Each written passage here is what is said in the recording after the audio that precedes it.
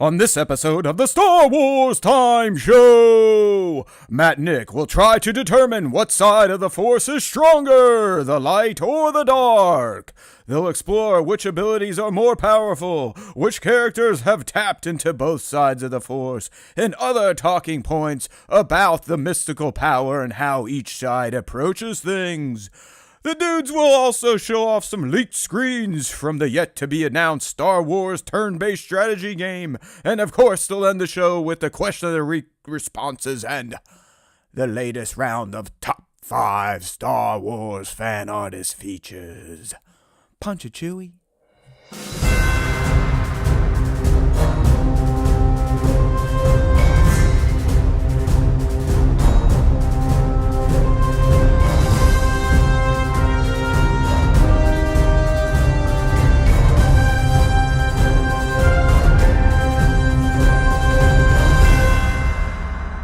Val Kilmer died. Hey! Now, everybody, watch out. Close your eyes. I forgot to put the cap on, and things are getting contrasty on camera if you are here joining the live stream. If you've never heard of the live stream, or you're like, why would I want to watch these two idiots? Just in case, Wednesdays, 5:30p. Or as close as we can get. As you can see, it's 5:37 today. YouTube.com/Star Wars Time Show. All right, my friends, welcome back to the SWTS. It's going to be a little more action-packed than we initially planned this week, thanks to a stealth drop. I don't know what's going on these days, Nick. Maybe this is Lucasfilm's new strategy. Let's not wheel out KK to promote stuff that we don't know if we're ever going to get done. Let's just release stuff that we know is done stealth style. And that's what we got today for season 3 of the Tales of franchise, right? I mean, at this point in time, it's just become Tales of, because it doesn't seem we're returning to the Jedi anytime soon. Yeah, I think that this is just becoming like the normal May 4th drop. So, I mean, we'll see how it is. You're right. Wasn't Empire May 4 last year, I think? Yeah. Okay. I mean, since it's shorts and it's probably only going to be 8 to 10 of them. So, they're seems like they're comfortable with doing this yearly. We'll talk about more later. There's a few things I saw in the trailer that are interesting and might give us insights into the timelines we're going to cover with Asajj and Mr. Bane. We'll get 3 episodes each. That's the formula, it seems, for the Tales of. So 6 total coming with Tales of the Underworld, which I know is kind of a nod to projects George was working on at some point in time. All right. Tyler Delaire. Matt, I need real Cyclops visor, yellow lights up red, laser sound effects. All right. Mm-hmm. I need a lot of stuff too. I'm not sure how I can produce that for you, but I will do my best. I was hinting Matt to moderate my in-person Skeleton Crew panel at WonderCon by having all my S-Crew people on his show. Again, you got to make invites, all right? Not a mind reader over here at the SWTS, my friends. I know he's busting my balls a little bit because I was busting his. Yeah, remember, I'm a person too. I do take things personally. I'm watching each and every one of you that say you love us and think we're awesome and then see what happens in the real world. I take notes, motherfuckers. All right, here we go. I was telling Nick I probably should have canceled tonight's show because I'm not in the best headspace due to some, personal shit. But who knows? If you want spicy Matt, you guys might get him tonight. Just watch what we're saying here. Bat, you aren't SW props, are you? So I don't think that makes too much sense. And an invite isn't like, listen, it's not, hey, come to, I'm not going to fucking cons anymore just to con out. If I am asked to do something, I'll be there.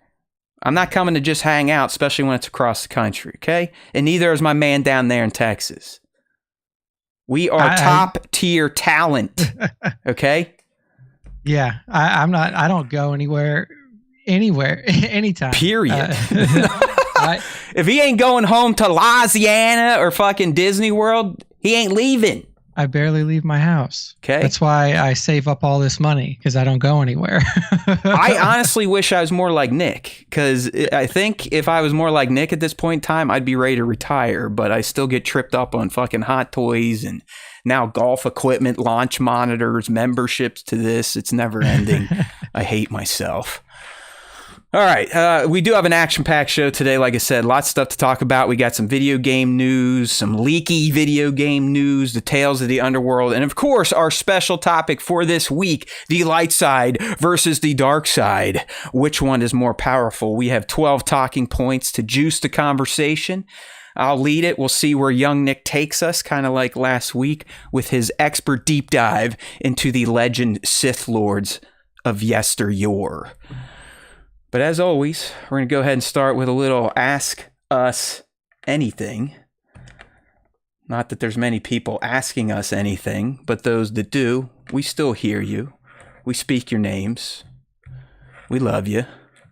Here we go. There are actually some good questions this week, Nick, so hopefully this doesn't take too long. But last week was zilch. This week, plenty. If you want to get involved with this, as always, follow us on our socials and actually follow us and interact with our content. Okay? All right. AJ, you know what? If you're into that, that's good for you, buddy. Have at it. Whatever you like to do in your personal time is A-OK with the Star Wars Time Show. All right, Nick, here comes one from Nova Toymation. Did they bring back Asajj in Totu just to give her a proper on-screen death, or are they setting up future storylines for her? Your thoughts? Again, a good question from Bobo. Yeah, I think technically they brought her back in Bad Batch. So I think, like you had mentioned before, Matt, there's probably going to be a lot of timeline jumping here. So we're probably not going to see just like a consistent, I mean, maybe there will just be like, it's just set in one timeline. Maybe it's just one through story all the way through.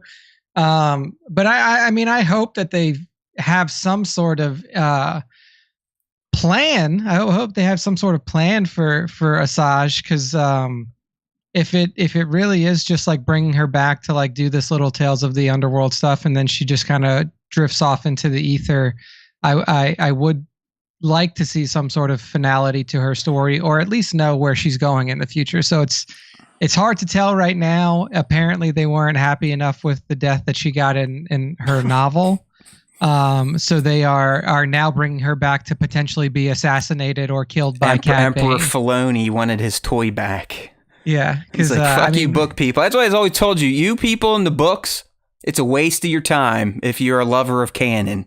Because even if they're like, oh yeah, this stuff's going to be canon, they can still come in with the big swinging D's at Lucasfilm and say, not really. We're going to go ahead and we're going to smooth this over a little bit and rebrand it. Yeah, I mean, I hope she gets something, but yeah, I don't know. I am of the mind that like, just leave those characters alone. There's so much more. There's so many other stories. Yeah, here's the deal, man. I don't think we're not going to get a proper on-screen death for her in Tales of the Empire. Did they take out Morgan Elsbeth? I'm sorry, in Tales of the Underworld. Did they take out? They I guess they kind of show Barriss passing, sorta. Yeah, maybe. I mean, Morgan. I can't remember if they show her. I don't think they do show her dying, or maybe they do. Did Morgan not die in Ahsoka? I don't remember anymore. Yeah. So either way, you're not going to get Asajj's death in the Tales series, and at this point in time, my friends, I have a feeling that this is it. This is why they brought her back beyond the Bad Batch. I think this is it. I honestly do. I think in the three, we're already doing a breakdown. I'm going to save that, but more on this later. All right. More on this later. Indeed. All right. EKU Rory, if Jar Jar had a finishing move from Mortal Kombat, what would it be? This is actually a good one for his Jar Jar obsession. If Jar Jar had a finishing move, it would be him announcing to the player that he is handing over the win to the person who lost, and then he would lose the game. That would be his finishing move. Bat was right. Sorry, I missed that, Bat. Yeah, he died. She died in Ahsoka. Good call. I'm sorry, dude. What'd you say, Nick? What's your death I don't repeat it? Yeah, I said that his finishing move would be willingly handing over the win to the losing player, so you actually lose the match instead of winning the match. Hell yeah, dude! You hit the combination, the screen goes dark, it goes doom. He puts on his Senate robes and he goes, I bequeath you ultimate power! It's like, I love it, dude. That's a fantastic one. Yeah, I mean, Mike Kramer here in the chat, thanks again for the super chat to kick things off. But I was thinking I have two. I have a tongue death. So you know how he likes that thing where Qui-Gon grabbed it? He just shoots it right into their mouth hole and out the back of their head. All right, so that's one. The other one would be an Eopie gas death. So when you hit the combo, the screen goes dark, and Opie's asshole comes in screen. Jar Jar bends over, and it blows out the gas, and it melts the character. So thank you. This is why Nick and I are creatives, and we should be snatched up immediately in the video game, film, or TV space. All right? Just like that. Just like that. We whip this stuff out. Look, Nick's going to perform his fatality on his cat right now. Yeah. My fatality is putting her on my lap so she doesn't block my screen. All right, good one there, EKU Rory. Next up in Ask Us Anything. We do it every week, coming from Scion XTC. Favorite TV show or cartoon as a kid, and would you like a remake? It's a good one. Favorite TV show or cartoon as a kid? I mean, my favorite cartoon as a kid... Man, that's switched so much. I mean, I really liked the Ninja Turtles one, but there's already like a lot of new versions of Ninja Turtles stuff out there. There's even the new animated series on Paramount Plus, so that's already available and ready for all of you to watch. And then in terms of like a TV show, I mean, it's always Firefly for me. Like, I really enjoyed that show. I really enjoyed the characters and the narrative that were told, and I liked Serenity the movie as well.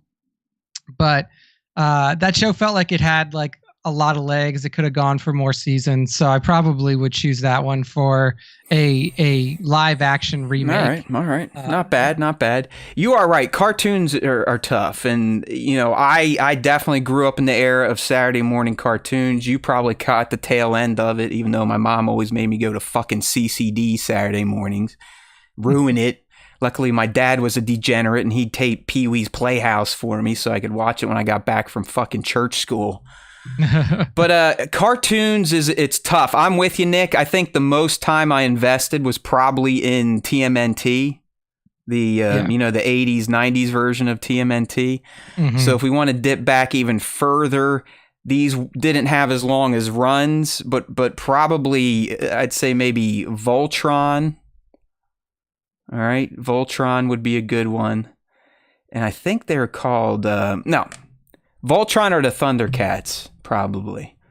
Yeah. Thundercats. I know Thundercats. Ho! Thundercats had like a little bit of a reboot or whatever on Netflix, I think. Okay. All right. And honestly, Nick, as a kid, we didn't have cable, so my live action TV watching was limited to what was on ABC, Fox, CBS, or NBC. So it would probably be some lame ass, you know, TGIF Friday show. Hey, TGIF Friday was like that's what everybody Family used to Matters, watch. Step by Step, that type of shit. You know? Yeah. I mean, that was what everybody used to watch those back in the day for sure.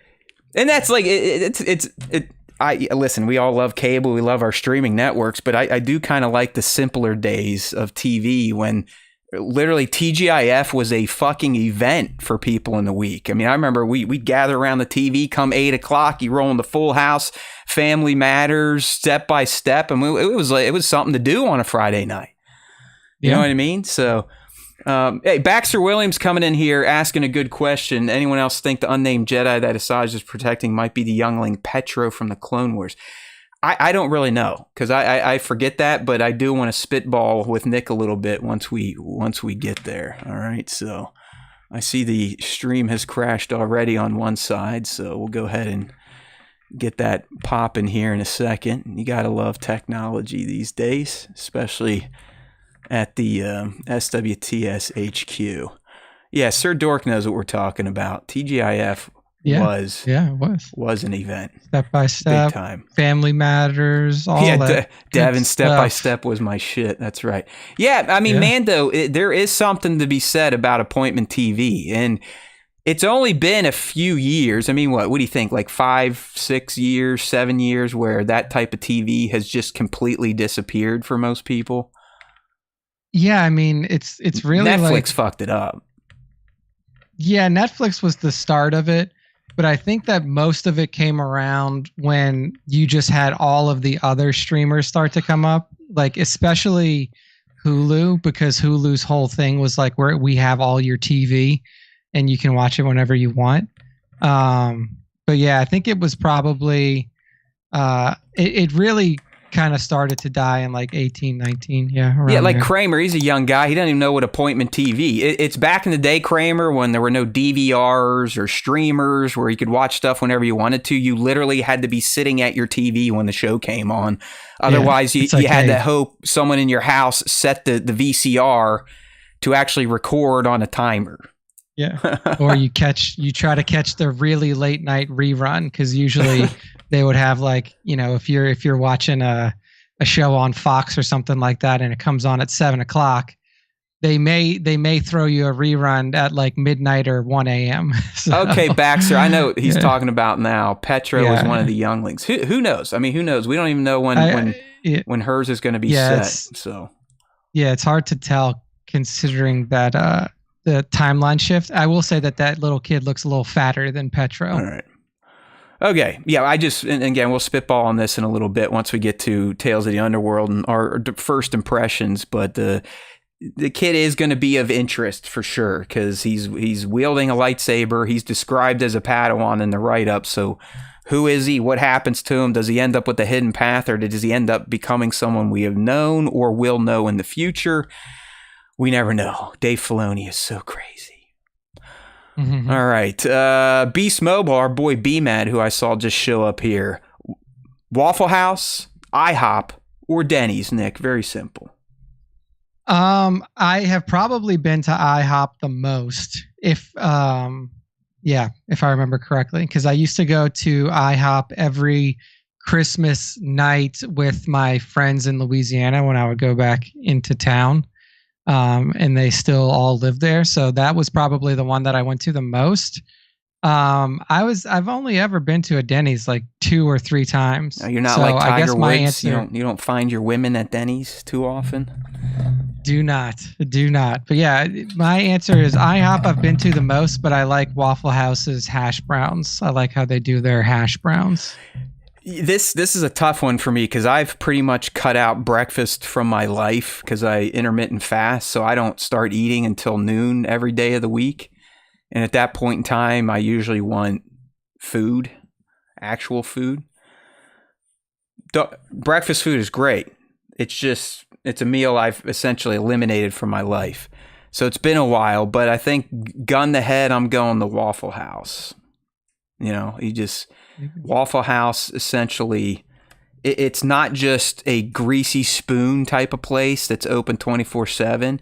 It's also like the country's litmus test for national emergencies and weather disasters. If Waffle Houses start closing, shit's going to piss.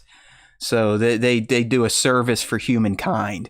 And these days, especially over here in the States, with all this stuff being cut, we don't even know what's going on anymore. We need the Waffle House map to let us know if a big storm's coming. So watch out. True. So yeah, Waffle House. But if you want to talk about just straight food, IHOP, clearly their namesake is true. They do have the best pancakes out there if you're going to eat breakfast at a restaurant.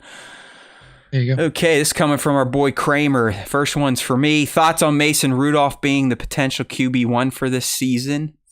Ain't going to happen. I would welcome it, because anything that leads to the Steelers having a losing season and finally exposing Mike Tomlin for the fraud that he is, I welcome at this point. Bring Aaron Rodgers in, start Mason Rudolph, light the locker room on fire. Anything to get the Roonies to quit being complacent and fire that fucking guy that has made the standard not the standard. Okay. So number 2, how does someone become a member on your YouTube channel? Oh, there you go. That's an Look easy down one. there, Hit right that there. It says join. Button. Yeah, join channel, something like that. It's pretty much on every video we put out. I even think it's in the description. I put a link, so have at it. Yeah. Right now, Mikey, click that join button, and you can even pick your level. It's $1.99. It's $4.99. It's $9.99 per month, whichever you choose. Yeah. There you go. Bango. I know you love my Tomlin hate. I kept it short today because we got to get moving here. But yeah, there you go. Baxter is either an NFL fan or potentially lives in Pennsylvania because they get it. Mike Tomlin made it the standard of barely beat. Yes, thank you. Which means you never get a good draft pick, but you're always allotted as, I never had a losing season. Like that means something in real life. It's like, hey, I've never been less than average. It's like, hey, good for you. But I've been average my whole life. Fantastic. All right, here we go. This one's for Nick. Finally, Nick, what's Wheel of Time about? Is it like Lord of the Rings or is it something different? I mean, it's high fantasy. If you like high fantasy, which is a rarer genre of TV to come across now, it's interesting. I would say that, like, apparently, well, one, don't read the books. There's a lot of them, and if you read the books, then that's going to make you not like the. It's going to make you not like the show because there's a lot of differences. But in terms of like an overall story, there is like an ultimate evil. There is a group of good light-sided people that are doing their best to stop this evil from rising. It is a very expansive world, so lots of similarities in terms of just structuring to Lord of the Rings and stuff like that. It's more of a matriarchy society too, right? Yeah, matriarchal society. There is more magic definitely in Wheel of Time than there is Lord of the Rings. Typically, Lord of the Rings, you're not seeing a lot of magic. But Wheel of Time, magic is one of the primary drivers of the story. What's it for our channeling? Main characters. Channeling, right? Channeling, yes. Channeling the one power, as it is known. Yeah, I finally tuned in this season, man. I don't know what's happened to me because this was happening with Severance, but I'm sleeping. I'm sleeping through some of these episodes. I'm up to the one you and League were like is pretty great, so we'll see what happens tonight if we get to it. But it feels like it's a little scattered for me, I guess. It just kind of they got a lot of different kind of, what would you say, narrative leads this season. It feels like. Yeah. There are a lot of different storylines going on and in different locations, which is different than the first two seasons because mostly through the first two seasons your mains have stayed together. Right. But this one, you definitely are moving around a little bit more. You have a contingent that are like out in the desert. You have a contingent that are, crossing the sea to get to a new place. And then you have a contingent that are, like in one of the local townships in the world. So a lot of different stuff going on. But yeah, I mean, if you're a fan of high fantasy, I would recommend it. Yeah, it's a good watch. Like I said, I think I've developed some sort of sleeping. I don't sleep, period. And it seems now that if a show doesn't fully hook me, my eyes are going to shut. Doesn't help that my wife is usually, scratching my head. So that's kind of like an instant, I'm going, like it just knocks me out, dude. Please tell me you're watching Daredevil Born Again. Says Be Mad. I have not been watching I've got Be Mad, don't hate me too much. I am 3 episodes in, and I do agree it is quality programming. It's I know it's legit. It's really very well done. What I've seen so far, I'm just kind of slow rolling it. So don't hate me. I'm definitely just taking my time on that. Yeah, I gotta catch up to it, but like I don't watch a ton of TV, and the TV that I do watch, me and Taylor watch together. And I showed her the trailer. I was like, hey, I don't know if you would be interested in watching this. She watched the trailer and she's like, you can watch that on your own. So yeah, I mean, it's seemingly honoring what came before with the Netflix series, but sticking to that dark tone. I mean, it's definitely not Disney-ish, if that makes sense to people. And it's not PG-13. I mean, it's still pretty dark. But everyone involved is pretty top notch. What's the guy that plays Wilson Fisk? Gomer Pyle. Damn it, Vince D'Onofrio. Yes, Charlie Cox. I mean, it's quality stuff.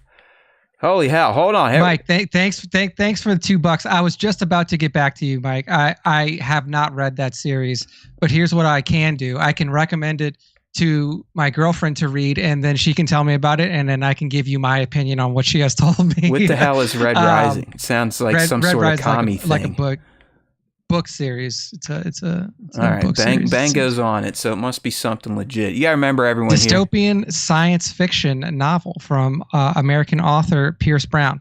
I'm getting a lot of good book recommendations that I can give to Taylor from this chat, because Bango also hit me a couple weeks ago with Children of Time, so now I can give Taylor a second recommendation. Here we go. We should just turn into a fucking book, Game of Thrones group. Yeah, Game of Thrones mixed with Hunger Games. That actually sounds good, because I've read both of. I mean, obviously, I've read both of those series. I've read Game of Thrones and I've read Hunger Games, except for the newer novels of Hunger Games. I read the original 3. Got it. But that does sound very interesting. So good reco there, Mike. Appreciate it. All right. Chat is active today. I'm digging it. Thank you, everyone. You're giving me the distraction I needed. I'm glad I did not cancel this show. Moving on! All right, this is a good one from Tones. A little long, so stay with me here, Nick. So, George Lucas appears out of nowhere in a DeLorean, jumps out, congratulates you both on the best Star Wars podcast out there, and asks you, and George definitely would do this, by the way. So guys, I can take you back to any time and any point from any Star Wars movie, any set, any scene, and add you in as extras. What movie and what scene would you both choose to be in, and why? I think that's such a good question. And like, honestly, if I were to like sit down and think about this a little bit more, I might be able to come up with a better one. But like, my first thought was Tantive 4, A New Hope, being one of the dudes, right? Yeah, like I want to be one of those like scared rebels that with that like the featured extra where you like see. Yeah, because now you could go to cons and make a career on signatures. Yeah. I mean it's just like that was the moment. Like that's like when that door busts open on the Tantive 4, the blaster bolts start flying, Vader walks in. It's like that was the moment you realize, like, holy shit, this is something different than what we've seen up to this point before. This is a different type of sci-fi film when it came out in 1977. And then it sets the tone for the whole saga. And I think that like being one of those scared rebels there with my blaster pistol looking at the door. You got it, dude. I think that would be my spot. I love it. Yeah, and Bat's saying I'd be a clone. And like, listen, I get you. I know you love clones, but if I'm going to a movie set, I don't want one that's just green screen. So I'm going back to George's OT trilogy, out in the practical world, studio sets, that type of stuff. I think young Nick had a fantastic call. Now, listen, you all know me. If I could be anywhere, I want to be in that throne room when father and son fight. But there are no extras in there, so I can't go there.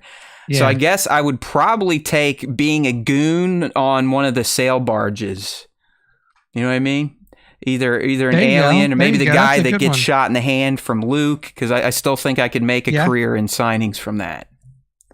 There you go. Yeah, that's a good one. Yeah, Kramer wants to be a clone trooper doing the Wilhelm. Nice. The only thing about clone trooper is like I guess that's kind of what celebrities do now. Like Daniel Craig was a clone trooper, TFA, and like so you don't have to get your face on there. But like if I'm gonna do it as a non-famous person, I want to have my face on there. Yeah, Bango, that makes sense. Bango's in law enforcement, so he wants to be an Imperial officer or in the ISB.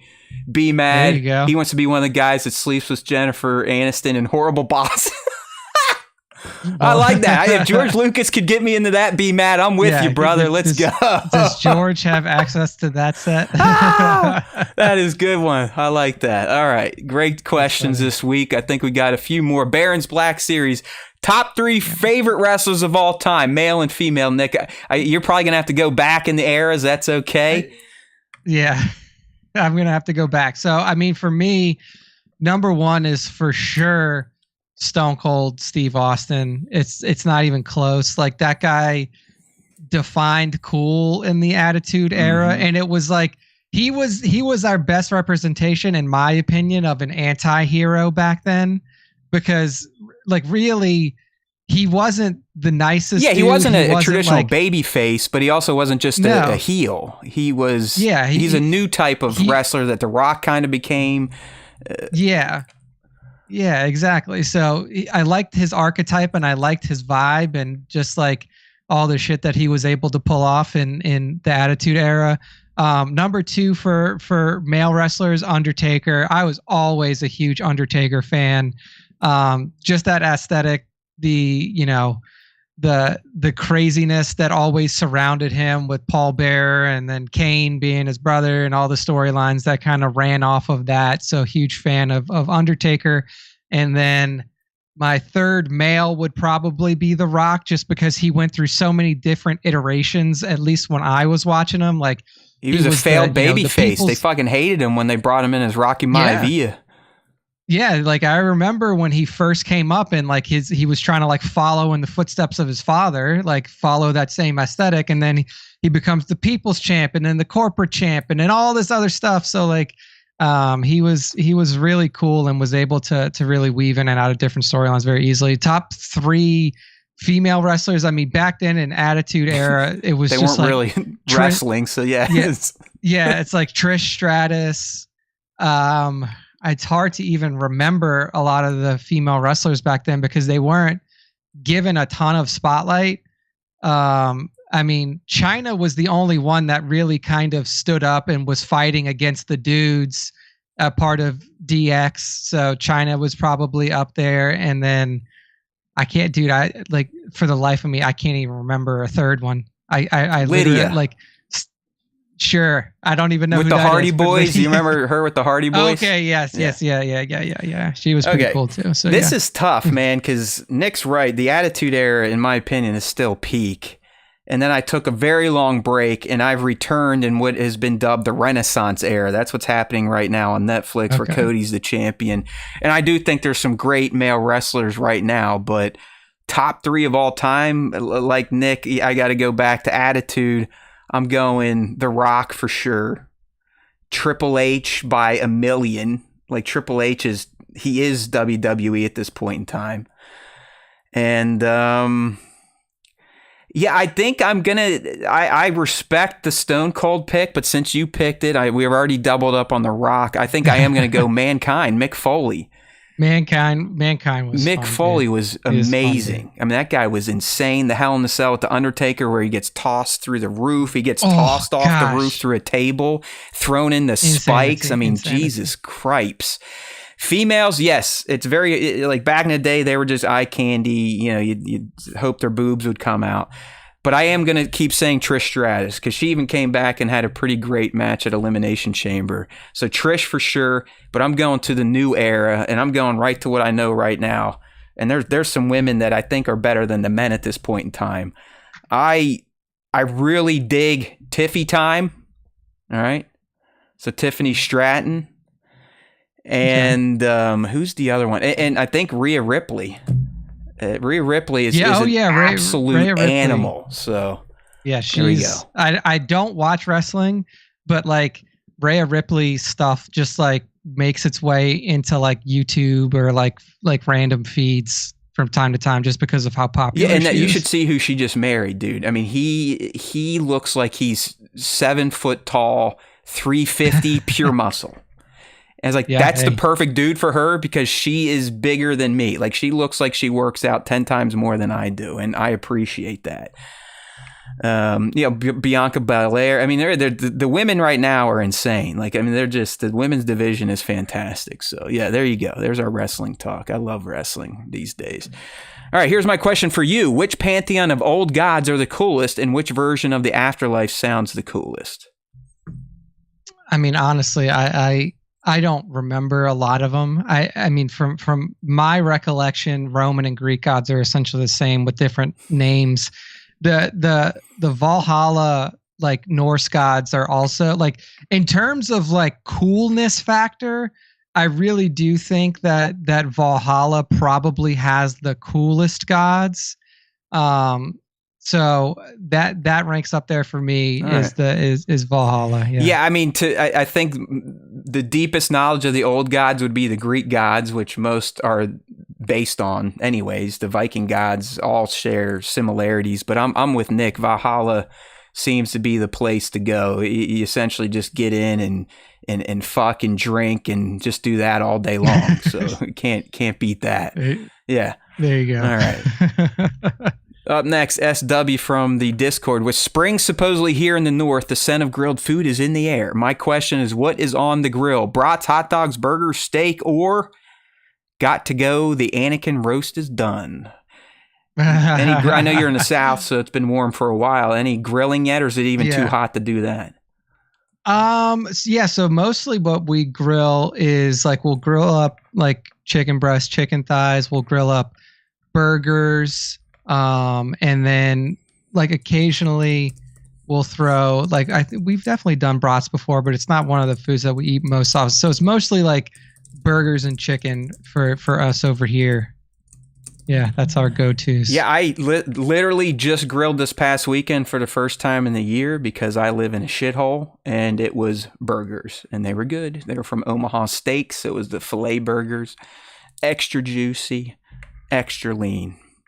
All right. Thank you, everyone, for Ask Us Anything. That was a good one, a little long, but hey, everyone needs to hear their voice being spoken on the SWTS. So let's get moving here, Nick, keeping things on schedule. Checked out 2 movies for you all this week. I'll be very quick on these. A Working Man starring Jason Statham is exactly what you think it is, and it is glorious. Okay? It's basically, think Taken, but with Jason Statham, and Jason Statham being Jason Statham. He's pretty much the same character in every movie. He continues to be that badass in this movie. It's a fantastic kind of revenge flick.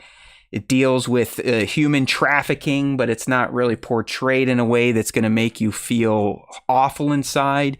It actually makes you wish that there were more people like this guy going around dealing with justice on their own versus our actual, police and stuff like that. So it's, I don't know. I mean, it's basically zero plot, but it's a lot of shooting, a lot of fighting, and a lot of killing. So 2 thumbs up from me. Sounds like a Jason Statham. It's fantastic. I mean, listen, if you like the guy, you'll like the movie. It's pretty much his MO. You know what I mean? And he's kind of a bald brother, right, Nick? I like to look up to Jason as someone that looks like he works out a little bit and doesn't have a lot of hair. He's kind of my role model. Yeah, him and Vinny Diesel. Yeah, that's the. I probably look a little more like Vin Diesel these days. I haven't quite lost all my Christmas pudge, but I'm working on it. Beekeeper again, it's fine, it's good. I mean, he just goes around and fucks people up. Like I love movies like that. I mean, come on. All right. And the next one, I took a flyer on it just because I was like, wow, this seems really weird. And I got zero promotion for it. I didn't even know it was a movie. And that's Death of a Unicorn stalling. Dude, I want to see that because it looks so I checked it out on Monday, like I said, just taking a flyer out on it. And I was like, I was pleasantly surprised. I mean, it is different. It's out there. Like the concept of unicorns, and it is pretty far out, but pretty well done. It's definitely providing a statement on humans and greed and all that type of stuff, especially with the elite. So I understand the messaging it was going for. It is an A24 film, so if you love A24, which it's hard not to considering their track record, it's good, but it's weird. Like, it's just a weird concept. It truly, the whole movie, and this isn't giving anything away because it's on the poster, the whole movie is framed around the death of a unicorn. There you go. Have at it. Yeah, I mean, it's nice. Something else. And Jenna is great in it. Paul's great in it. Will Poulter might be the best. I mean, dude, it's like Will Poulter, I haven't seen him in a lot of stuff, but the stuff that you watch him in, he's just like, he stands out because he's just so awkward and funny. Yeah, and like, Nick, isn't he a guy, like, he's kind of a child actor, and you looked at him, you're like, oh yeah, he's always just going to be kind of Will Poulter in the background, like Nick said, kind of the goofy looking, he kind of looks like a Howdy Doody type of character, you know? Yeah, 100%. But he's put out some banger ass work, man. Like, he's gotten some roles where it's like, Will, really? I mean, when they made him, what's his name in Guardians of the Galaxy? Like, Adam. Yeah, Warlock, at first you're like, really him? But it works, and the character he plays here, which is kind of a spoiled, disenfranchised, nepo-ish type of baby, it's fantastic. Yeah. Yeah. A24, like I said, they just continue to tickle my weird fancy, if you will. All right, here we go. Some Star Wars news. For the past few weeks, Nick and I have been teasing there's going to be an announcement at Celebration to finally reveal Respawn and Bit Reactor's Star Wars turn-based game. We were wondering what type of TBT will it be, and we were both leaning towards XCOM. Well, last week, towards the end of the week, there's a supposed leak from an artist on this website here, this MP First, whatever the hell that is supposedly showing off some early screenshots of the game. So I got those up now on the live stream here. And it's exactly what we thought. That this one big image you're seeing if you're on the stream, I don't know if that's from the game. It doesn't look like it's from the game, but these ones down here do. And as guessed, Nick, it's dead on XCOM if these are legit. Yeah. I mean, this is about as XCOM as you can get. If you've played those games, you know exactly how they work. It seems like this one works very similarly. So, I mean, you can kind of take it as you please, right? Like, is it just a reskin? Is it just an XCOM skinned as Star Wars? If that's the case, then like if you've never played an XCOM game, then you're in for a treat, because I do think that in turn-based strategy, it's probably the best one out there. Very strong. The development team at Bit Reactor came directly from Firaxis, who was the original developers of XCOM. So they're very, very tried and true in this genre. So yeah, I mean, I'm interested to try it out. I'm not the hugest fan of those style of games, but if things move quickly, because typically what can happen with these type of games is like a stage can take a long time to get through. Oh, yes. And if you are a person that has like, I got 30 minutes to play a game, maybe you're not going to be able to make it through a stage in 30 minutes. Like it can get long. But I'm definitely interested to try it out. I really do think that Star Wars could be a really good franchise or a very good property for this style of game, especially given how many different types of characters already exist, or different types of combat characters already exist in the world itself. So you don't have to do a lot of making things up to make Star Wars work in an XCOM world. Yeah, I know. My tone introducing this was kind of down, like, oh, it looks like XCOM. This could be a great thing. Okay, I've played XCOM. They're very fun. I do like that type of gameplay. Sometimes I do, like Nick said, just give me 45 minutes to play through a level where I actually have to think and be strategic, make some gambles, roll the dice a few times, and kind of test out my strategy and tactics. The question is, and we don't really get it from the screenshot, I mean, the gameplay we're supposedly seeing features Bo-Katan and Paz and a droid taking on what seems to be clones. So who knows what era it's going to be set in, or if it's just random missions. I hope there is some sort of story behind it, kind of like XCOM uses. We also looks like we have the hub world here, and you can see Ahsoka standing over a table. So maybe you'll get Jedi characters. Maybe they'll probably be close quarters, or maybe healers, and then you'll have your long range, which will probably be your soldiers and Mandos. So it's promising. I don't think this gameplay or game type is for everyone. So I get you bat down there. It does not look super inspiring. But if you do love the idea of you have to pick a squad, and that squad's abilities are going to affect how you play out a strategy on a given map or a mission, it is kind of enjoying. All right.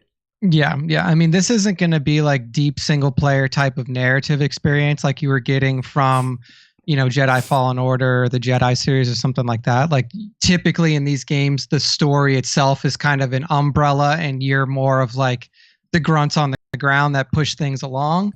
So, I mean, we'll see how it comes together. But, I do think that having a game like this is just good for Star Wars overall. Yeah, so it's looking good. And again, these are leaked and they could potentially be quite old. So let's not start poo-pooing on a leak here. Bango. I hope no one is. Yeah, I don't look at the market anymore, man. The market's gone. We're going to be in a recession. So yay.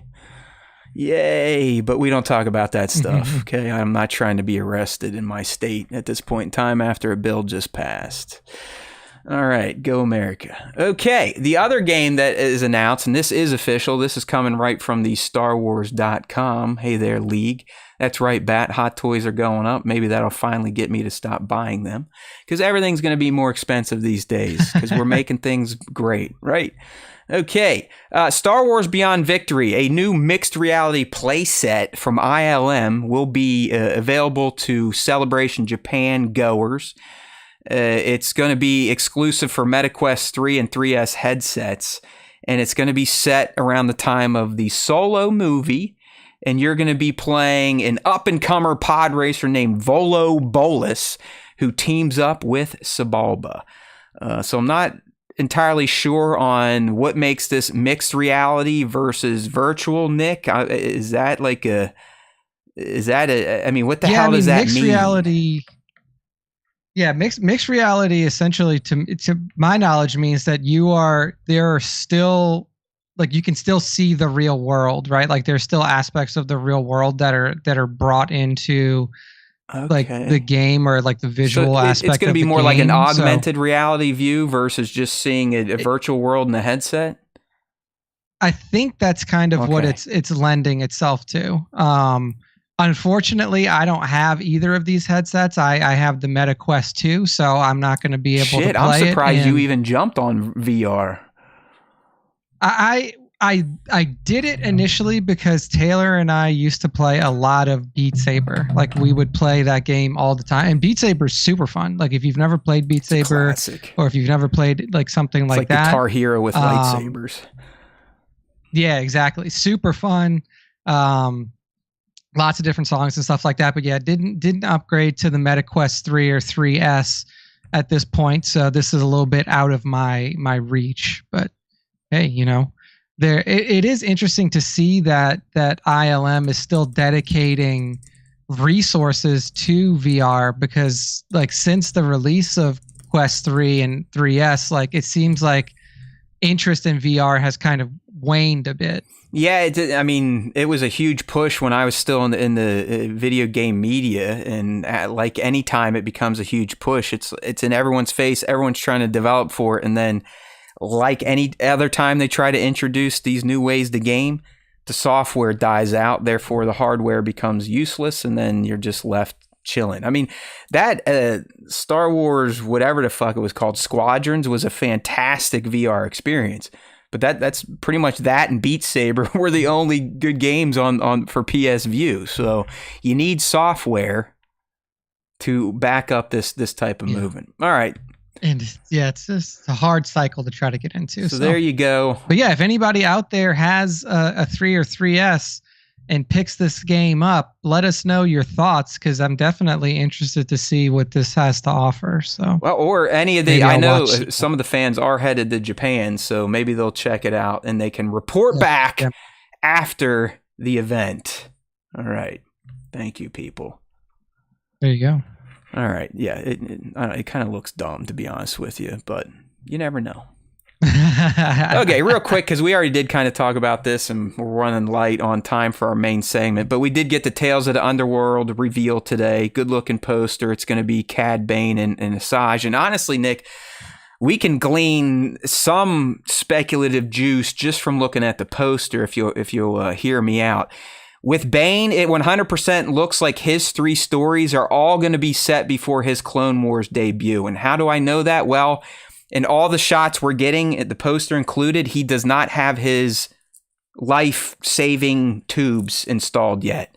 You gotta remember, that guy, even when we saw him potentially die in Book of Boba Fett, what kicked on there at the end? His life support system started beeping to maybe juice him back to life. So, contrary to popular belief, Cad Bane did not always have those breathing tubes coming into his neck. as we can see from the poster. And it looks like we're going to meet Cad when he's a kid. Damn near baby, maybe. Yeah. And it looks like he's going to have this friendship with what species are these fuckers again? Anybody? I know they're not Bith, but whatever they are. No, they're not Bith. He is a Duro. All right, Duro. So it looks like he's best friends with this green Duro. Something happens to where Bane goes away and might start kind of getting on that gray edge of the law. And it seems the green guy is going to become kind of like a sheriff. And something's going to happen between these two where they're ultimately going to have a duel. Is Bane going to kill his old friend? More than likely, but it could also explain how he gets his breathing tubes. I'm thinking this Tales of the Underworld for Bane is going to show, A, how he used to be a normal person, what turned him into the angry-ass, very competent bounty hunter, and hopefully how he got his life support system. That's kind of what I was picking up from that. From the trailer, really. I mean, you know what I mean, though? Don't you think this is going to be pre-Clone Wars Cad? Yeah, I mean, unless there's a lot of timeline jumping, then that's probably what we're going to get. I am interested to see because, I mean, like, typically with these types of, Tales of series, you do have like a crossover moment between the threads. So I'm interested to see where, I mean, and obviously we do see in the trailer that Cad and Asajj will cross over and run into each other and stuff like that. But I want to see, like the timeline aspect of this is the most interesting thing to me, because obviously the next question is like, is this why they brought back Ventress? Yeah, honestly, Nick, I don't think Cad and Asajj are going to cross paths at all in Tales of the Underworld. I really don't. People bitching about the stream. I don't know what to tell you. Welcome to the club. I see there's a lot of frames dropping. I'm still sending 8,000K to YouTube. So it's probably a YouTube issue to be honest with you. But kind of like I think Cad's is going to be very similar to Ahsoka's Tales of the Jedi run, where we literally see her as a fucking baby. And then the next episode, she's Anakin's Padawan. The final episode, she is on her own doing that thing on the farm. I think Cad's going to be set. We're going to meet young Cad. We're going to meet slightly wonky Cad, maybe figure out what kind of sent him down his darker path. And then finally, we're going to get Cad thrust into his life of being one of the most feared and efficient bounty hunters in the galaxy. But I'm pretty sure all three of Cad's episodes will predate the Clone Wars. Again, the giveaway is he doesn't have his life support system. So hopefully we get that answers. Now, for Asajj, Nick, I actually think we get more about her 3 episodes in the fucking poster than we did in the trailer, at least timeline-wise. If you follow me on the poster, people, if you look at the very top slice of her circle, that feels very Night Sister resurrection ceremony-ish. Indeed, it does. Yeah, this looks very, very similar to what we saw with like Savage Press and even like Maul and stuff like that during their time with Night Sisters and stuff. Yeah, so her Night Sister her magic. First episode is more than likely going to explain away her canon death in the book. I then think episode 2 and 3 will be pretty tight and stick fairly close to each other in terms of timeline, because I think this is where she's going to be tasked with protecting this Padawan. And I believe, Nick, and I know like this is kind of my area, you're the book guy, but the guy that is like, oh, I know who you are, was he not one of the admirals in the Galactic Republic? He did look like it, right? Like he does look like he was an old Republic. Yeah, and I thought all of them just crossed over to the Empire, so that's why I was like, that wouldn't make sense, because then why is this guy not still with the Empire? Because Asajj's stuff, the only thing I don't know, Nick, is it pre her Bad Batch one shot or post? Yeah. Because she's wearing the same outfit. It's definitely resurrected Asajj. So I'm guessing it's going to be post Bad Batch based on some of the writing here from StarWars.com.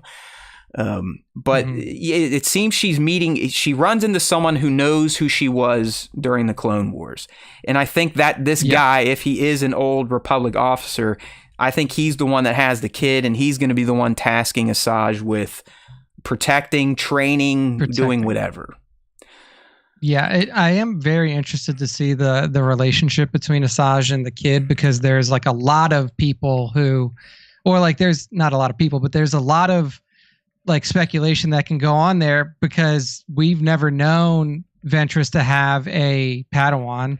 We've never known Ventress to train anybody else either. So if this is the case, and we find out that either she is now like taking this kid under her wing, or, you know, like where does he pop back up? Is this a story that continues post Bad Batch, and now we have like a separate series with Asajj?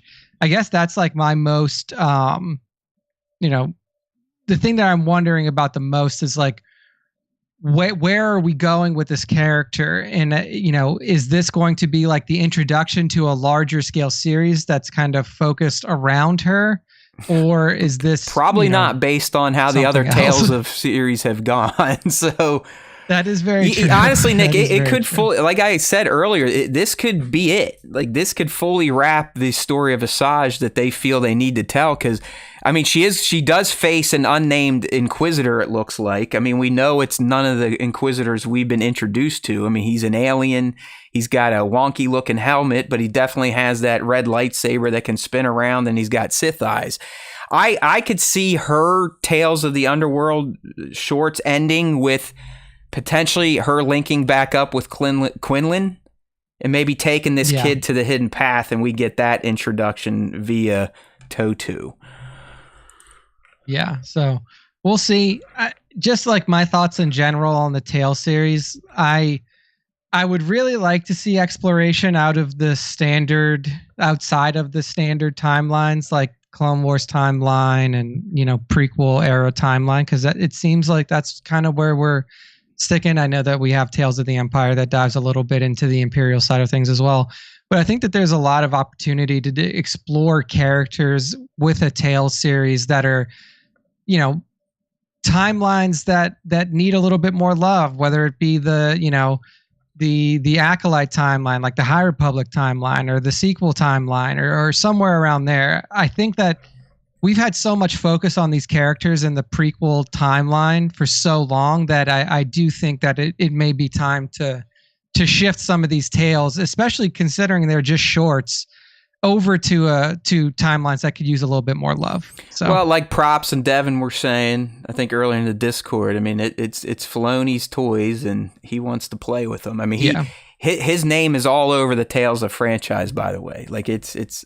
Oh, yeah. So he's going to keep busting out his characters. Unfortunately, it does not seem we are leaving these early, not heavily produced, but there's a lot of content at this point in time for the prequels, post-prequels, in original trilogy, and even now post-original trilogy.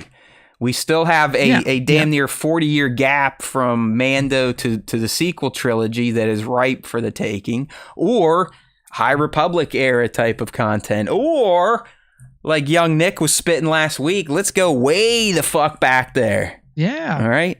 I mean, that would be like, to me, that's like the Tales series is like the best jumping off platform, as like Bango said, Devin said too. Like, it's a good way to like, hey, we're going to intro you to these characters with these shorts, but then we're going to use this as like as a platform to then say like, hey, we've now introduced you to the Old Republic timeline with these shorts.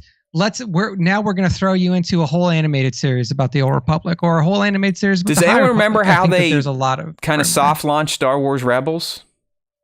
It was literally 4 15-minute shorts that kind of teased the characters that would be involved, and then bam, you had the series launch like a month or two later. So yeah, I mean, my thing is like, Filoni is very talented as a character builder and a world builder. Like, we've seen that through the animated series. We've seen that through, you know, the Ahsoka live action TV show and everything like that. It's like put those skills to work in times that need it, right? Like in timelines that need it. Yeah, keep fixing the freaking sequel era, my friends. Come on, we did it for the prequels. The sequels deserve it now. Yeah, give it some love. Give it some love. So we'll see where things go from there. But yeah, I am very interested to see. More so for me, I'm interested to see Asajj's timeline because they specifically brought this character back to life for something. So I am interested. Before we get there, which one do you think's going to end up being better, Cad's 3 or Asajj's 3? Like lore like character development and overall lore layering. I think character development wise, it's going to be Cad because it seems like we're going much further back, and like there's like you're going to see why, like you were saying, why he becomes who he becomes. I think that lore wise, it actually is probably going to be better on Asajj's side because you do seem to have a lot more interplay with like potentially a member of the Hidden Path, like right? The Empire itself, she gets mixed up in. She's definitely fighting stormtroopers with her Padawan. Yeah, so I think it could be a little bit of both, which is what I hope. Like the Imperial side of things, there was clearly like, you know, the Bear storyline was just fell off a cliff and like was almost hard to watch. Like, so I really do hope that both of them are good in their own ways. And if it's Cad's better at character development and building from his past, and then Asajj is better at layering in stories and adding context into eras, then I would be totally fine with that. So, all right, we got Bango out here starting to think that Filoni might be a one-trick pony.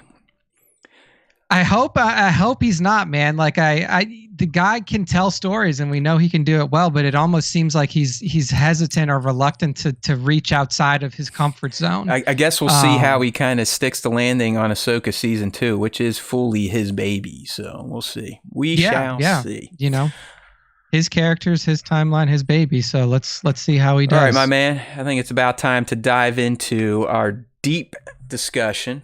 Probably won't be that deep. We'll see where it goes. Mm-hmm. But we want to kind of figure out which side has true unlimited power, the dark or the light.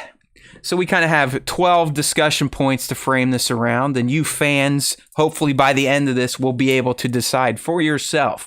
Hey, these two idiots made some great points one way or the other. It's the light side. No, it's the dark side. No, it's both. No, it's being gray or in the middle. That's where the true power comes from. All right, we'll try this out. This is kind of a new thing here. There's no lists. There's no real countdowns. It truly is just an open-ended discussion framed around, I think, some pretty intriguing talking points that should help support either one of our case for the light or the dark being more powerful. All right. There we go. So the first thing to discuss when we try to decide which side is more power is defining the power itself, Nick. What does strength truly mean in the Force? Okay, so what I mean by that, to you, do you believe power is more about raw strength, influence, wisdom, or longevity? Because clearly strength and influence, those are our dark siders, where wisdom and longevity, those would be our light siders. Yeah, and I do think that, like, for better or for worse, I think that all four of them can really apply to the dark side. Because if you look at, what is Sheev's thing? Sheev's thing has always been longevity. Like, he already achieved the strength. He already achieved the influence. Like, he was able to take over the entire galaxy. And then after that, it was, all right, I've got the strength. Like, took out these Jedi, in a 3v1 fight in my own office. I soloed Yoda 1v1 in the Senate chambers. I have influence over the entire galaxy. Now his whole focus was on longevity and how does he keep it, even to the point of like figuring out essence transfer and being able to live in a corpse body and all that stuff. So I think that when it comes to strength, to me it is more of like an individualistic conversation to have around like how specific Jedi or how specific Sith view power. Well, yeah, I was going to add that's kind of the follow-up here. I mean, how do the Jedi and Sith define power differently? I mean, Sith, it's pretty clear. And Anakin struggled with this he's like, I'm better than that. I got the power, blah, blah, blah. So Sith, they really do focus on the actual literal definition of power, their physical power, their power over the dark side, their power over people, their ability to dominate. Where Jedi, it's more I think they look at their power in their wisdom, their ability to kind of reflect and meditate and act when the time is right. So, I mean, between those two, which side do you think is for you to, if you ask the Jedi, what does strength mean in the Force, what would they tell you?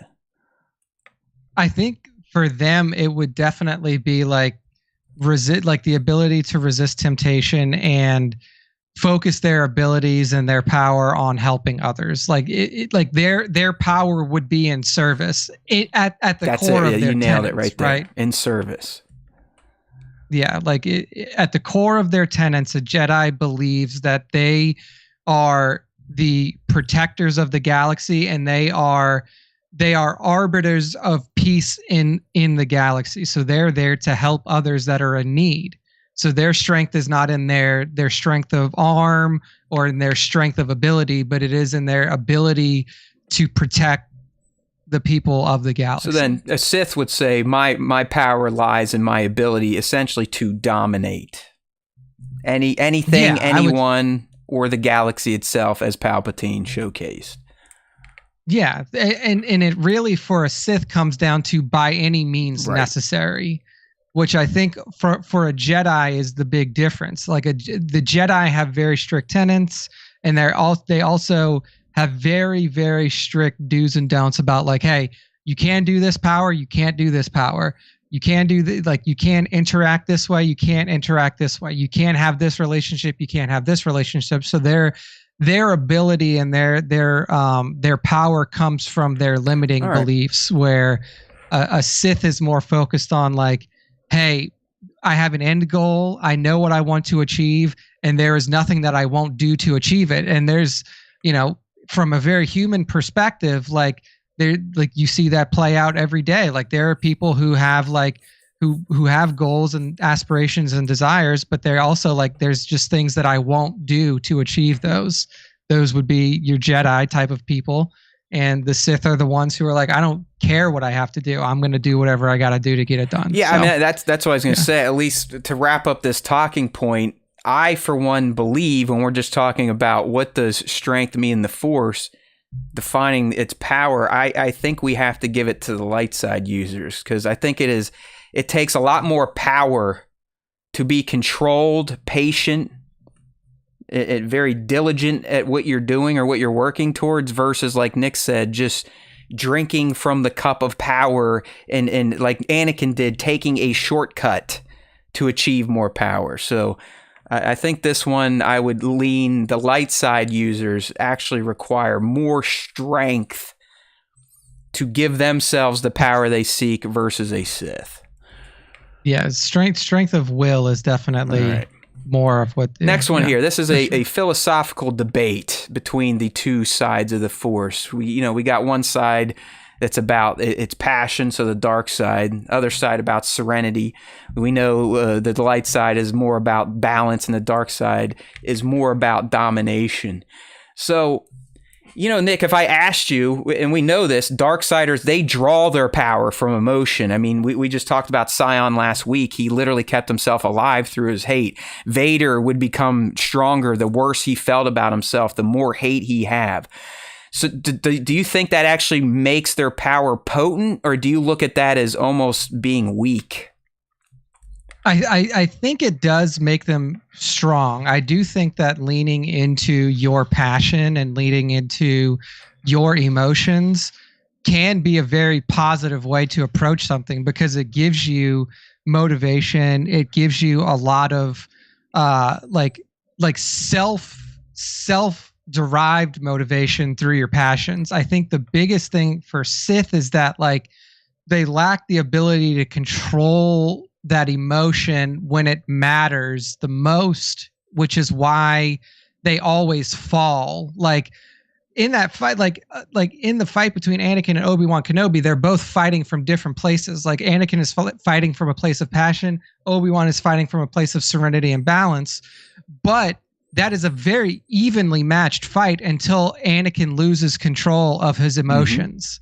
Like if he's able to keep his emotions in check and use his passion and use his innermost desires to propel himself, then he might have won that fight if he could control it. For Sith, it has always been a lack of control more than them drawing on a less pure sense of power, in my opinion. Yeah, so I guess I could ask you about the light side, and you already said it yourself. The light side truly does rely on balance and discipline to derive their inner strength.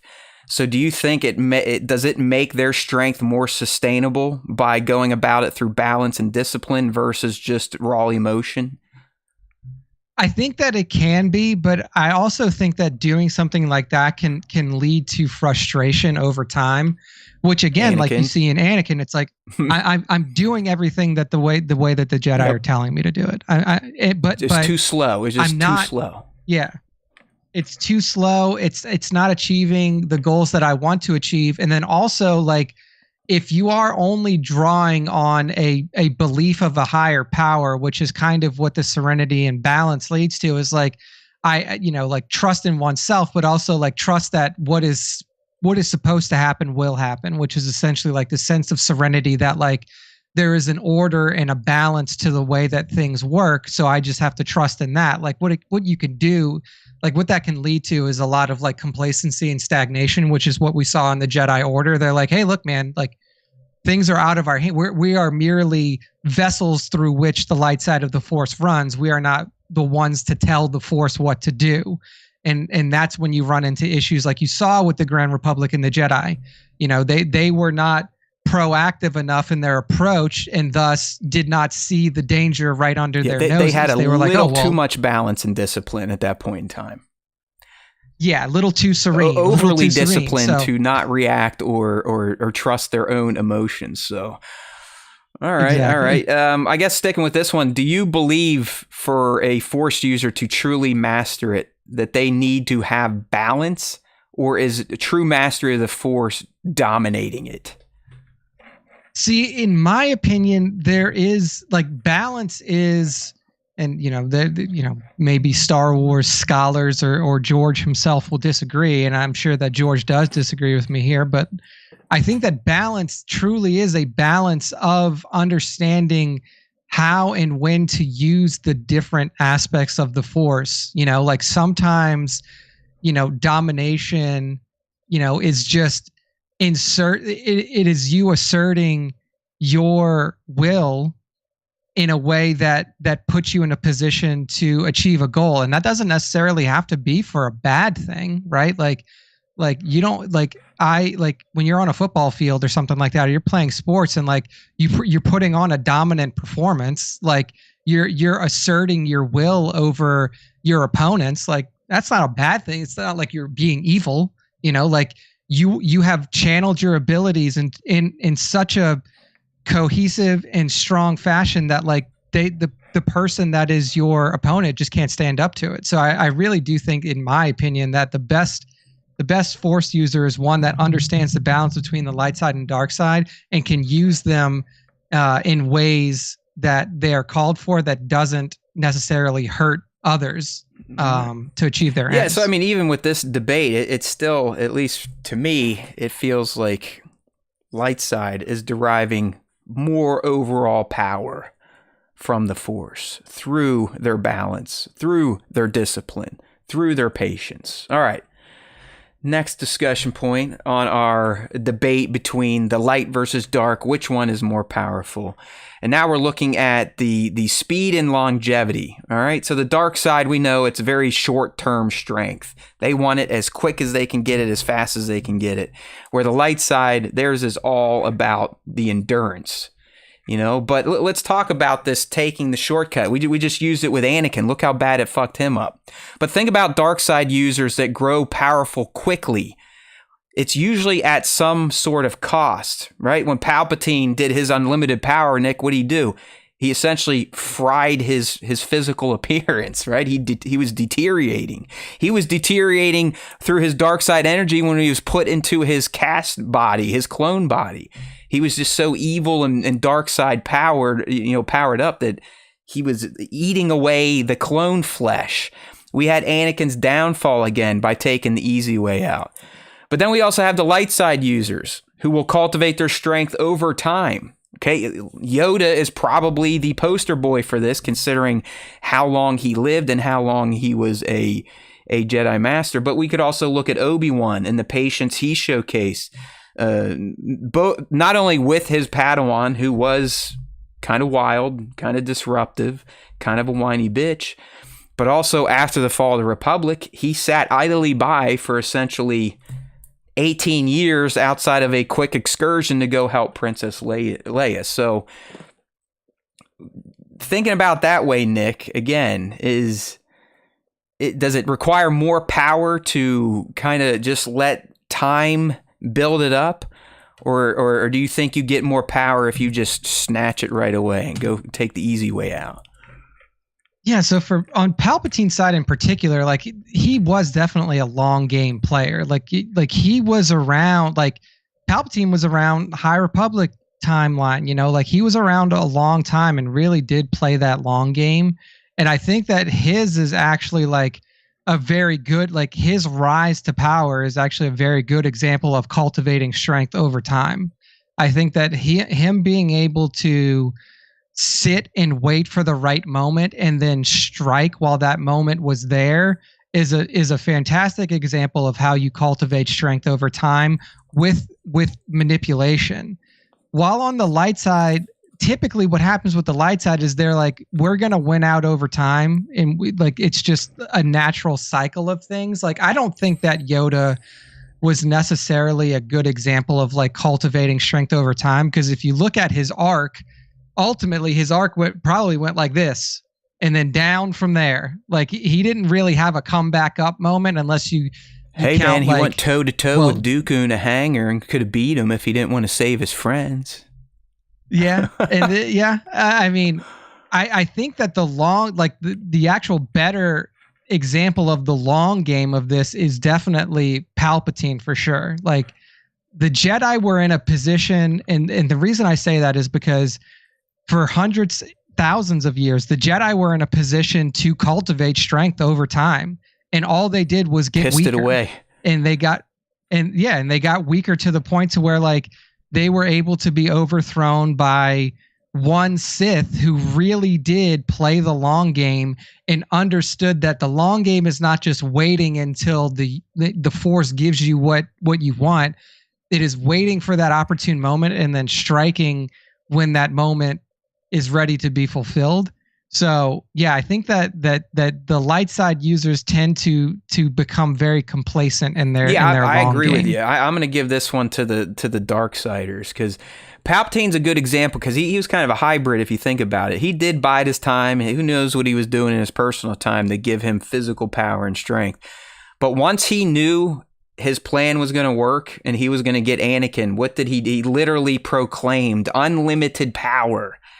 Started shooting shit out of his hand, so much so that he's burning his own face, and he knew he was going to do it. He was so drunk with the idea of like, yeah, my long game finally paid off, and now I have unlimited power. And he sure as shit did, because he was able to run roughshod over the Jedi Order and most of the galaxy for the next 18 years. So yeah, I'm with you. I think we give this one to the Darksiders. All right, next one here. So as we're trying to figure out which side of the Force is stronger, of course, we have to talk about, all right, how about some of these powerful Force users? Who was stronger overall? Nick, would you say was Palpy stronger than Yoda? Was Palpy stronger than Luke and vice versa? And then eventually you could probably even throw in some of your Legends characters. Were Force users on the light and dark even stronger back in the day before these versions of Force users? Yeah, I mean, in a world where a majority of your dark side users that are, either canon or Legends are presented through video games or through novels or through, non-silver screen type of play, it always seems like the Darksiders are more powerful, and the power conversation in Star Wars is always kind of hard to approach because it's like, by what measurement are you doing this? Like, it's hard for me to find a light side user that could be more powerful than somebody like Darth Nihilus, who literally drained the entire life from a planet. This one to me is, it's as much as we love our Jedis, I don't even think this is a debate. When it comes to just pure power in the Force, that's essentially what the Sith are. That's all most of them aim for, outside of the long game thinkers like Bane, Sidious, Plagueis, the ones that had the big visions of total galactic domination. Outside of that, that's what they strive to be. How physically powerful can I be in the Force? So... that's their thing. That's just kind of their mantra when they meditate, if you know what I mean. All right, that was an easy one. This one I think is intriguing to think about, and we're talking about combat prowess between the sides of the Force.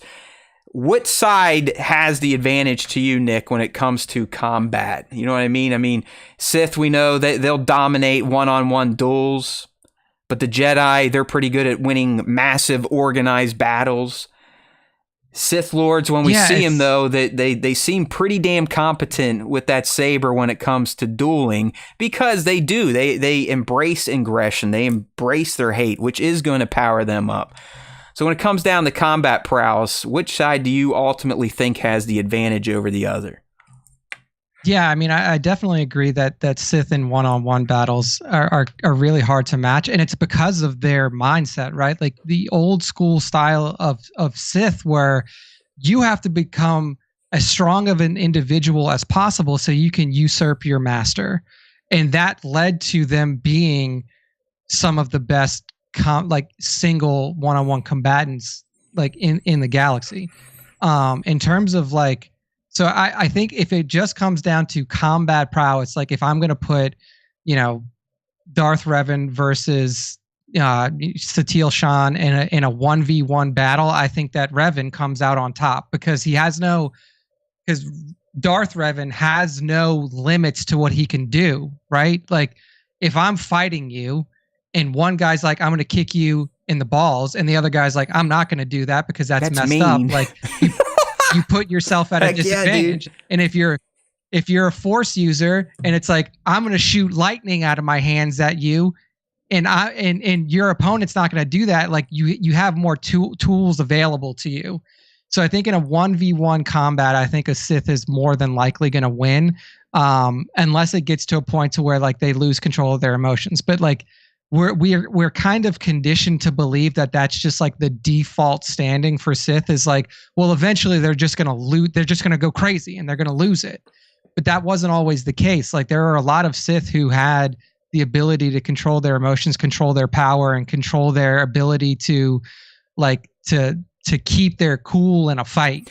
Yeah. And I think that because they don't limit themselves in terms of what they feel comfortable doing, they probably have that 1v1 combat prowess. Yeah, I agree on the 1v1, and really, depending on the scale of the battle, I think Sith could do some pretty dubious things. I mean, Nihilus just sucks a planet dry.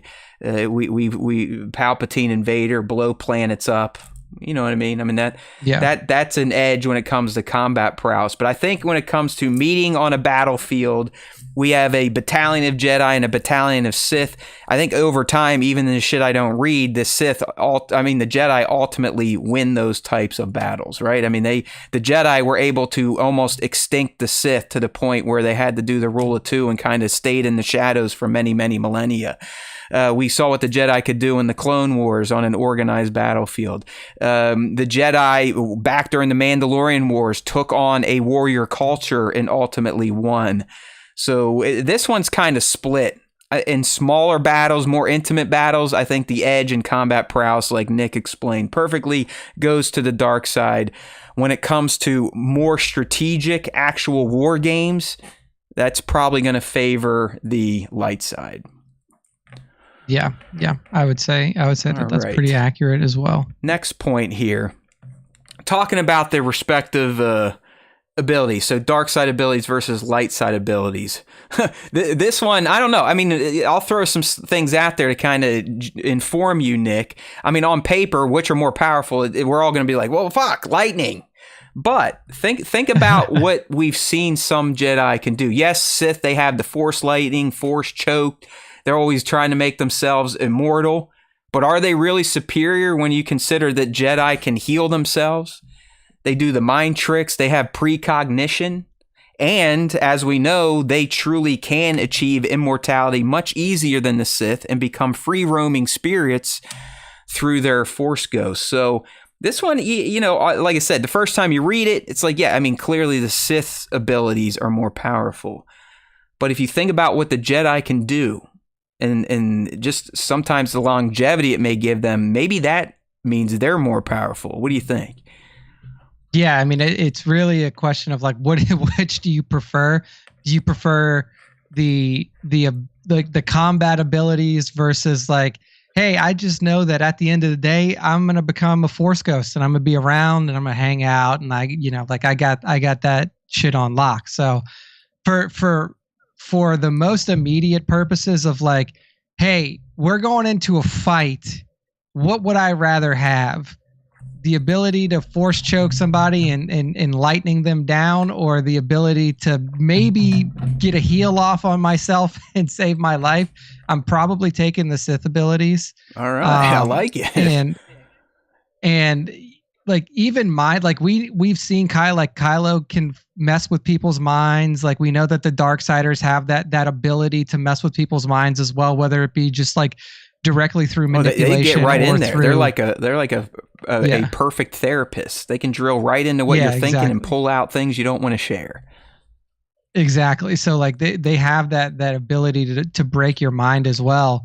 But yeah, it's like it's the question of like, which do you prefer? Like, do you want to live forever as a ghost? Do you want to? Is that like your ultimate goal? Is to live forever as a ghost, or is your ultimate goal to be able to say like, hey, I was the best lightsaber combatant like I said, this ever. One's tough. It's so hard to measure this one. This one's tough because I mean, just on paper, most people are probably gonna go, yeah, Sith. I mean, their abilities are nuts. I mean, they fucking choke people out. They can explode their heads. They can suck their souls. Yeah, that sounds pretty powerful. But the Jedi, if you think about what they can do with theirs, that is also a form of power. I mean, think about, you know, even people that we are dead that still have power over us. That is true power. We all have those types of people in our lives. Sometimes they might not even be family members. They could be historical figures. Look at the power of the Constitution from a bunch of dead guys. Okay, that is power.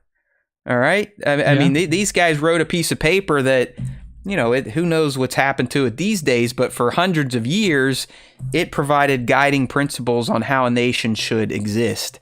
That is some fucking power. Like, those dudes got some power. So this one, I think we could almost say is a split. It really comes down to how someone views the definition of power. Is it, again, is it through that dark side lens of domination and raw strength, or is it through the endurance, the longevity, and the ability to affect more people over a longer time period? Yeah, and I mean, you know, like, you don't think about the Jedi as having like galaxy-wide power and influence. Like usually, like, but they do. Of course. Like that's the thing is like the Jedi Order literally existed as almost a governing body in terms of like what is good and what is bad in the galaxy. Like they were the ones to say like, hey, like if they were to hear like, you know, somebody saying like there's somebody using the Force this way in the galaxy. Well, if the Jedi say that you're not supposed to do that, then guess what? You're going to have people that hunt down whoever is doing that and stopping them. Like that is an incredible amount of power for them to wield over the free will of other beings. And like, you've never really looked at the Jedi in terms of that, because it's always like, well, they're doing it for the good of the galaxy. Like this guy shouldn't be able to shoot lightning out of his fingers. That's not cool. But it's decided that it's not cool by the Jedi. And, you know, like they have an incredible amount of influence over the galaxy, but they don't they don't use it in a domineering fashion. Again, like you could argue is a sign of power. Like not giving in to temptation is a power, I believe. So, all right. I think, again, we still probably split this one. So next up here, dark side corruption versus light side resilience, and how do those play? Man, AI was getting a little copyright friendly these days. It's like, oh, hey, that's Obi-Wan Kenobi. All right, so using the dark side definitely corrupts the user. I mean, we've seen this. Some Sith literally deform themselves; they lose their humanity. Where you have on the light side, they can fall. They can, Anakin is the perfect example of this. Dooku, but they can't. Revan, they can redeem themselves. So, do you think, Nick, that ultimately makes the light side a bit stronger in this category? That, hey, they might face some adversity. They might even go completely 180 and do some heinous shit for 20 years. But because of their light side and because of that resilience, they can kind of take themselves out of it and give themselves some form of redemption, where dark side users, the ones that kind of buy into it, full shoot and match, the corruption pretty much makes them irredeemable.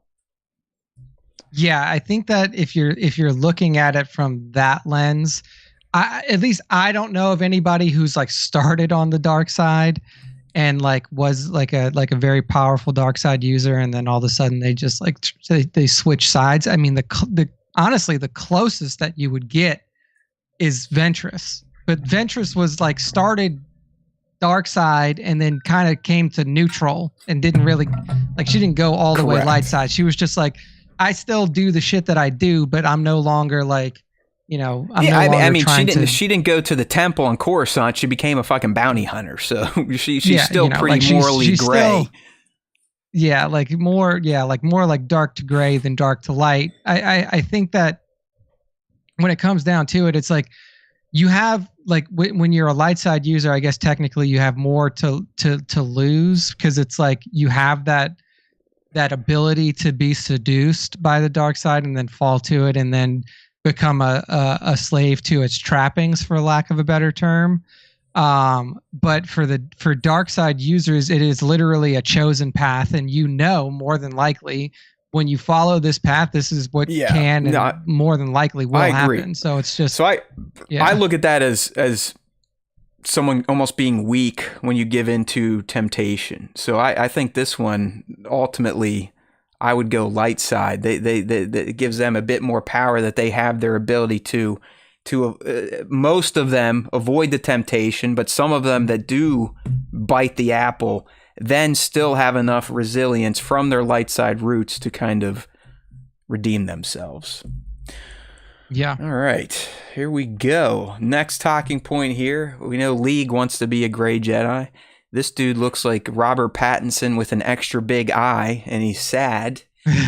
But we got the gray Jedi. Is there truly a middle ground when it comes to these Force things? You know what I mean? So we got, would you consider someone like Qui-Gon or Ahsoka, are they proof that you can have this balance that isn't just full-on Jedi or Sith dogma? Yeah, I mean, for me, I do think that, like, I don't think that there are bad Force powers and good Force powers. Like, that's just not the way that I've thought of it. And I think guns don't kill people, Nick. People kill people. Right? See, yeah, that's what you're saying, right? That's it. Yeah, that's the most similar thing in our world.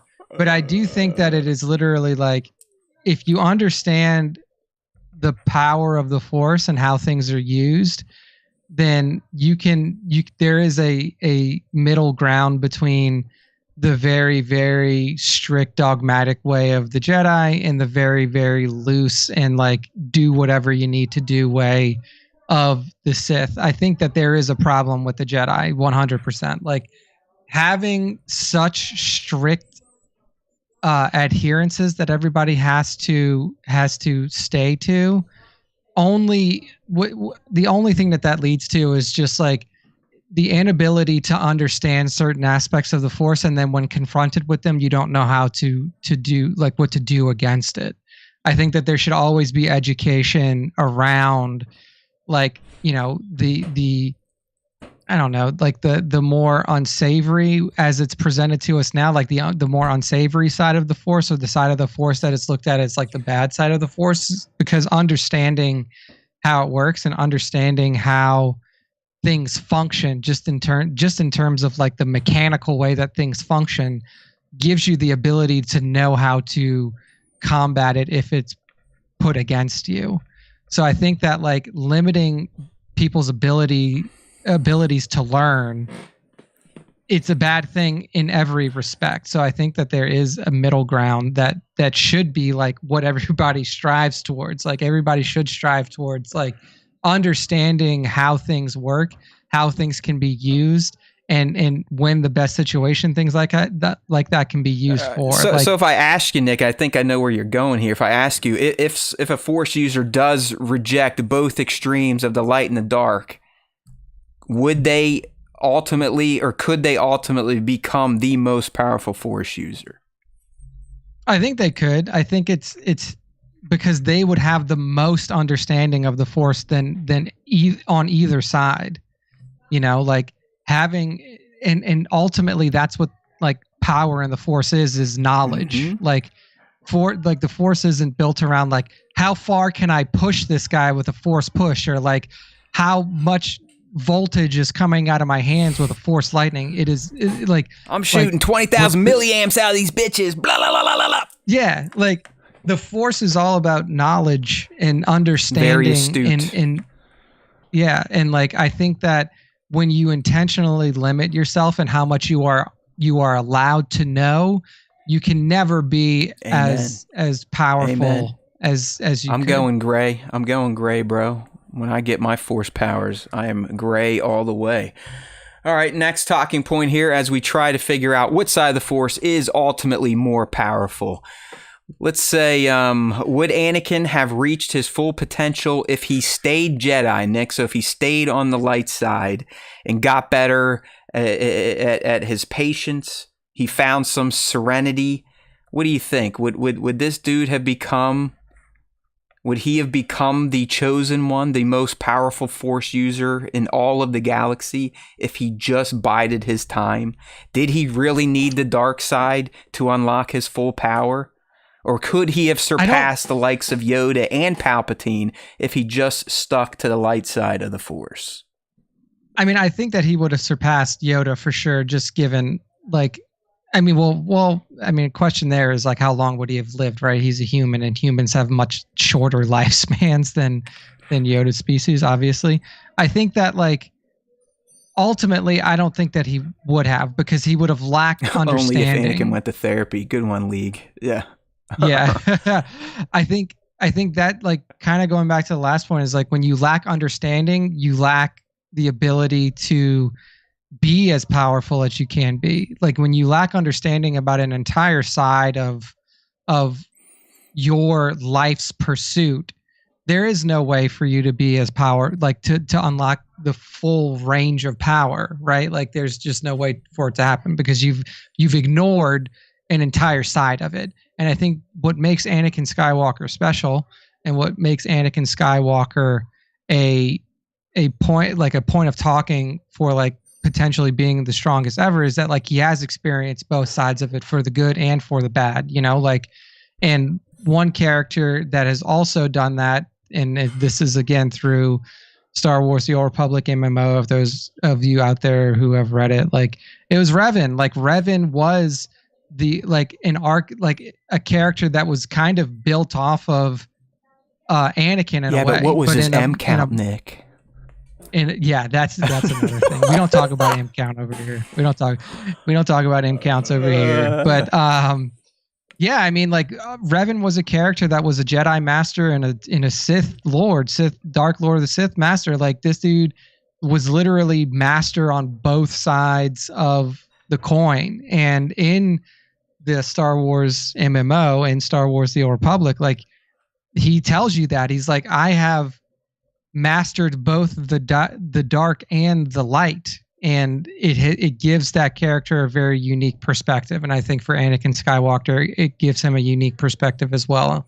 And I truly don't think that he would have like been the most powerful Force user ever if he just would have stayed on the light side. Honestly, I'm with you. I do think Anakin, who he was, he did need to dabble. He needed that to kind of juice himself, or he felt he did. And whenever you feel like you need something, you're going to commit to it. So I agree. I don't think Anakin would have reached whatever the chosen one was supposed to be, even if he stayed light. He had some shit. League surmised it the best. Dude needed therapy. That was his biggest problem. 100%. Yeah. All right. Next talking point here. So if we think about it, and maybe this helps us get closer to which side of the Force is more powerful. We do, and Nick just talked about two of them, Revan and Anakin. But we got Rey, we've got Count Dooku. There's a lot of characters that have used both sides of the Force, and they kind of use it differently. You know, Rey didn't really use her Force lightning to, well, I guess she killed a whole ship full of troopers, so there is that. But Luke kind of uses a little bit of a Force choke in Return of the Jedi. Definitely uses Force chokes in The Mandalorian against automatons. We had, like I said, Rey with the Force lightning. Kylo Ren becomes Ben Solo again. So, you know, when we think about these characters that have dabbled on both sides, you sometimes have to evaluate, well, how did they dabble, and what does that say about them and their idea of power? You know what I mean?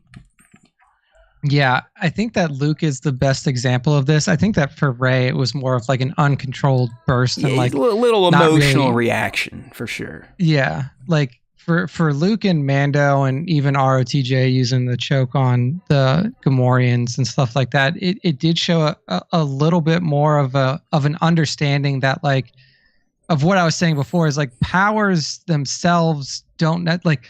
We call a Force choke a Force, like, just think about this. Like, we call a Force choke because the first time we saw somebody use it, he was choking somebody. But ultimately what that is, ultimately what that is just like, it's just manipulating the Force in the same way that you would manipulate a push or a pull, which are looked at as like light side abilities. You just target someone's esophagus. It's like, but if I was to do that on like technically Dooku Force choked that tank, and like that's what came and fell on Yoda. But like you can use those abilities, like the ability to grab something you see Jedi do all the time, but it's not called a Force choke. It's just them, he picked up that cup with the Force. So I think that like what Luke in The Mandalorian and what Luke in ROTJ was showing is like kind of what I was talking about before, is like understanding that like they're like not all Force abilities are inherently good or bad. It's how you use them. And having that understanding shows like a bit of elevation beyond even like the Jedi and like their understanding of how things were, and understanding like, so I think what it really comes down to is like having a deeper understanding of the Force and how you can use it, and understanding that like not everything is black and white, good or bad. Like, oh no, I used the Force choke to pick up this cup. Does that mean that I'm bad? Like 20 lashes in the temple. Work. Yeah. Yeah. I mean, listen, when I look at this, I can kind of defer someone's inner power. And I think you hit the nail on the head with Luke. Like, Luke has power over himself and his abilities to the point where he knows when he should use the choke and how far to take the choke. I do think that having self-control to me is a form of power. So I would probably lean this one towards the light siders, or those on the light side that have dabbled in both. They typically use the powers. Luke, probably the best example, in a way that makes sense for the situation, to where it isn't being done just to be evil or to dominate someone. It's to make a point. Oh, you're going to stop me from coming in? No, you're not. Right? Oh, you're an automaton that is murdering all these people, and you probably could even take me out if I don't start using some of these powers. Sure, I'm going to go ahead and crunch you up with the Force. All right. So we got two left here, and then we'll move on to the fan segment. But the penultimate. when we think about it in terms of the influence over the galaxy, which side has had the greatest impact? And, naturally, Nick, when it comes to the dark side, we know for a fact that the Sith have literally ruled empires and toppled governments. That is pretty influential and very powerful. But as Nick has said throughout this discussion, the Jedi have literally shaped galactic policy for thousands of years. So ultimately, Nick, which one is more powerful to you? The ability to dominate and rule, or the ability to shape policy for an extended period of time? Yeah, I like this question because I can refer to Kamir. And Kamir said something that was really great. Like, ultimately, what he alluded to, he's like, you think I'm bad because the Jedi have told you forever that I'm bad. But why am I bad? I haven't hurt anybody. I've only defended myself. Or I've only used these powers to do things that have benefited me, yes, but have not hurt anybody. So why am I bad? And that's ultimately what the power of the Jedi is, to convince the entire galaxy that their way of thinking is the correct way of thinking, and anything that goes against their way of thinking is bad. And I think that ultimately that's the power. Yes, in the films and how everything that we've seen around the Sith, it's been explicitly bad. Yeah, they're blowing up planets, they're enslaving people and alien races, they're killing indiscriminately and stuff like that. Of course, even for people who have no deific moral structure, those are bad things. But ultimately, if there is a Force user out there who's also a tinkerer and a mechanist, and if they use Force lightning to power one of their creations, is that bad? Or is it bad because the Jedi said that using Force lightning is bad because we've seen bad people use it? I think that ultimately what it comes down to is the ability for an entire galaxy to base their morality off of what you think it should be. That's power. That's some power. Legit propaganda. You know what I mean? And I'm with you. I do think the Jedi take this one because, the Sith, you might see it. It might be in your face. Yeah, they took down the Galactic Republic, but as the armorer said, what did it mean though? They only lasted 18 years. Is that really? Is that truly power? Yeah, and ultimately, during their reign of power, everybody was well, this is we know we have to fight against this because the Jedi told us that this isn't right, and obviously with the Sith, it's very much more explicit. It's a lot of explicitly bad things that are being done because Star Wars in general is not good at showing the gray, and I think that the reason that people had problems with the Acolyte is because the Acolyte as a show existed in the gray.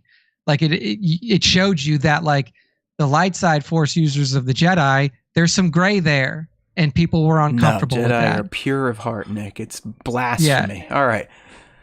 Last point here to bring it all home, and then we will settle this once and for all. But Nick, the future of the Force, what comes next? So if we think about where we are at by the end of The Rise of Skywalker, Rey has risen. She is all the Jedi, or is she?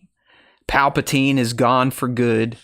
So where do we go from here, Nick? Do you think some of these future stories, maybe Simon Kinberg's, the Rey movie, if it ever comes around, the Sean Levi movie, will we potentially see a shift towards a more balanced type of Force user?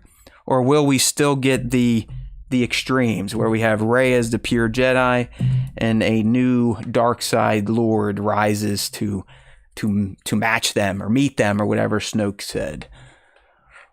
Yeah, I for me, I really do want there to be more of an the Force has always been presented to us as this is what it is, and I would really like for Rey and the whatever future storytelling that happens with Rey to really be focused on exploration of the Force and an understanding of the Force, not only just for that character, but for the audience, because I think that the audience has a very, very black and white view of the Force. And I think that in some instances in the Clone Wars, you got to understand, like you were led down paths of understanding and knowledge and discovery.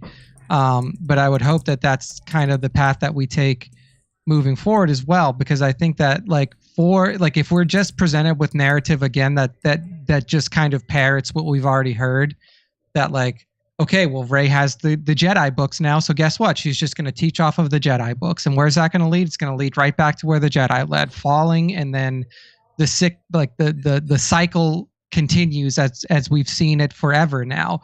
I think that there does need to be an exploration of the Force as a whole, and not just of what the old Jedi decided were the good things to learn. I do hope that there is a paradigm shift in that, and that like Rey feels comfortable seeing a possible future for herself as a dark side user, and seeing the powers of the dark side, and understanding that like her story is one that was wrought from the dark side. Like she is literally born from the blood and lineage of one of the most powerful dark side users of all time. Like let's explore the Force in a more intentional way, instead of looking at it as like, well, this is what the book says, so let me do what the book says. So that would be my hope for what the future of the Force holds, is like understanding, exploration, and then exploitation in some ways. And what does that lead to? And a new paradigm. I'm definitely hoping for something a bit different than just light versus dark, Jedi versus Sith. I would like a more of a hybrid approach. So I guess only time will tell. Will Simon give it to us? Will the Rey movie give it to us? Will they ever see the light of a theater? Who knows? But that wraps it up. We'll see. Nick, thinking about all the points we went through there, can you yourself determine which side of the Force is more powerful? I think that for me, the power to influence the minds of the people of an entire galaxy to the point to where they just look at somebody who does something the wrong way, or what is perceived as the wrong way, and be like, oh, they're evil. They are the dark. Like that is the power. Like, is it awesome to be able to shoot some lightning out of my hands and to pull Star Destroyers down with the raw power of my Force abilities? I think that's awesome. But yeah, I think that like the Jedi's ability to convince an entire civilization of people that like their way is the right way is power. It's called religion, bro. Yeah, exactly. I mean, I think I don't really need to say much. You pretty much summarize exactly what I would say on paper. Yeah, the physical strength, the raw power, legitimate raw power on the dark side, 1,000% is like, yeah, they're going to be more powerful. But like you said, the ability to affect billions over thousands of years, and how they think about your order and what is right, what is wrong, what should be done, which should not be done. It's not even close. The light side nukes the dark side when it comes to which side of the Force is more powerful. All right, everyone, thanks for sticking around. We will kick through this fan segment quickly here. I know we're probably going to be a little 10 minutes over. That's all right. We do our fan segment every week. There's two ways to get involved. We've got the question of the week, which is posted on our socials, so make sure to get involved. You just got to follow, turn those notifications on, and like I said earlier, you got to interact. If you don't interact with us, the algo is going to bury you. So first up, Nick, we have a little bit of question of the week. We asked the fans out there, hey, which side do you think is more powerful? Yeah. There we go. So we got some good responses here. People came out. They know what power is, right? So Dank Ferric Toy says dark side is faster, more seductive. It may seem to be more powerful, but is raw, undisciplined, and uncontrolled. The light side, it's harder, slower, but eventually with enough discipline and self-control, it gives more power. And this not just applies in the Force, but for our own life. There you go. Super Scoundrel says dark side is powerful in short term, but they will inevitably fall to their own hubris. So light side in the long term. There you go. Shogun Day Sith says the dark side, Darth Nihilus and Darth Vitiate, 8 worlds, Darth Sidious, Adendu, and Momin mastered essence transfer. Visas Mar, Nihilus's apprentice, has dark transfer, which is force healing, but it is more effective, especially in battle. So there you go. He's looking at the. There you go. DEI. What the fuck? I said day. I assume he meant day as in like God in Latin. All right. So Shogun Day Sith. And then B. Dixon Photo says, seems like it's always the dark side because everyone likes an underdog. I mean, honestly, that's the thing too, is like the dark side is always the underdog. And when they come up and win, they're like, look, they did it. They did it, man. After 1,000 years, they fucking did it.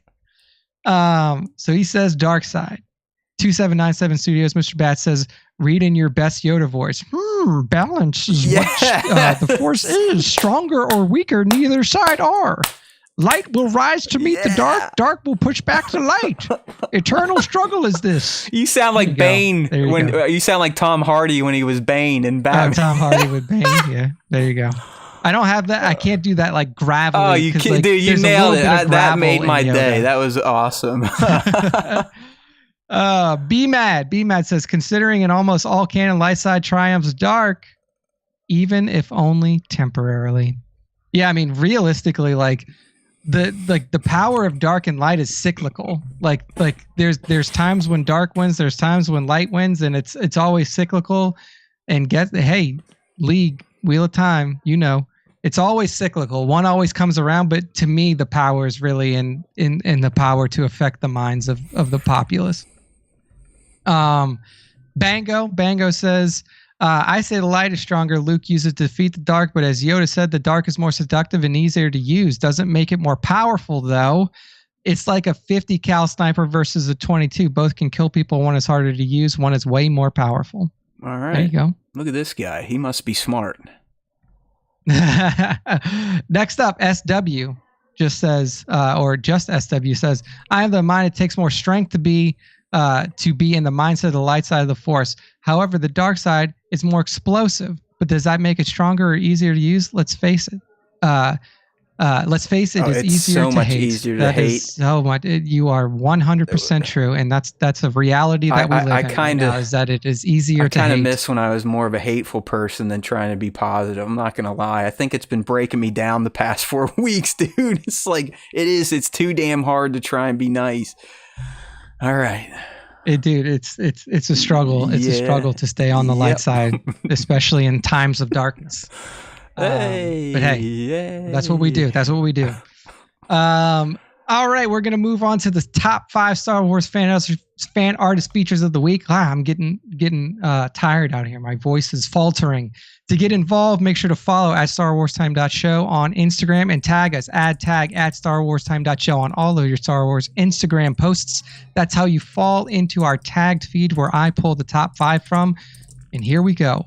Optimus Prime kicking it off. And look, we were just talking about this guy a lot. Palpatine, Darth Sidious, and what a shot of the Dark Lord of the Sith here. I mean, this is Hot Toys, but this looks like a real person. This is insane.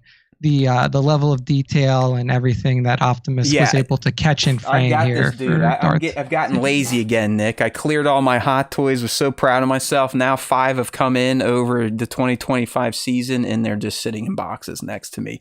I think that's a sign that I probably should stop, right? Like when you've been waiting sometimes over a year for a toy you spent usually $300 on, and when you get it, you just sit it next to your chair. That's probably a sign that I have a problem and need to stop. So thank you. There you go. Good stuff here from Optimus.crime on the Instagram. Make sure to follow. Next up, another character we were talking a lot about. This is Great Spartan Figures giving us a shot of light side. This is Commander or General Anakin Skywalker. He's on the battlefield with Rex and the boys. You can see that he's fighting off those B1s and all those CIS baddies. Is this true power? General Skywalker, is this true power? Who knows? But I mean, this is an awesome shot for sure. Yeah, great Spartan figures. They're kind of new this season. They haven't really interacted with them until 2025, but they definitely always get some good looking shots. Looks like they are a fan of the Digirama. Interesting perspectives with the camera almost laying on its side on the ground, but great posing, good effects, quality toy photography from the great Spartan figures, and best of all, their handle is all one word. Unlike a lot of you that need 55, underscores and hyphens and all that shit. Or dot shows like our dumbass. Hey, that's us. Sentimental Scoundrel is next up, and Sentimental Scoundrel is giving us a scene recreation ROTJ inside of Jabba's palace. This is still when you got Hutt Slayer Leia, as she's known as now, right? I still call her That's what everybody calls her. That's what everybody calls her. I'm not going to change that stuff, dude. But you can see all the members of the Jabba crime family there, the Kamorian Guard. You got Bib, you got Boba, you got Dengar, you got C-3PO in the background, Salacious Crumb there as well. I mean, it's a good setup here and then Luke Skywalker right there. It's fucking, I mean, it's literally a scaled down version of Jabba's palace. I mean, it's pretty damn impressive what Sentimental is built up here, because I think this is all practical, to be honest with you. Yeah, I mean, that's pretty awesome work here for a practical setup and shot from Sentimental. If there's any toy people still alive in chat, is there a new Slave Leia that's been released, or Sentimental using like a custom head? Because my Slave Leia, very much like the Revenge of the Sith Obi-Wan Kenobi, looks like all they did their entire life was huff paint. This one looks kind of spot on, like she's not dazed and confused. So good looking work here from Sentimental_Scoundrel on IG. There we go. All right, Dank Ferric Toys. We just talked about their take on power, and let's take a look at this shot here. So what we have here is a awesome shot of this is exiled Kenobi out here. In the desert of Tatooine, you see the twin suns in the background. Steak. Oh yeah, he's got himself a feast here of Womp Rat. I mean, this is a great shot. I love the coloration in the background of the sky, that like orange to purple coloration as the twin suns of Tatooine do their dance.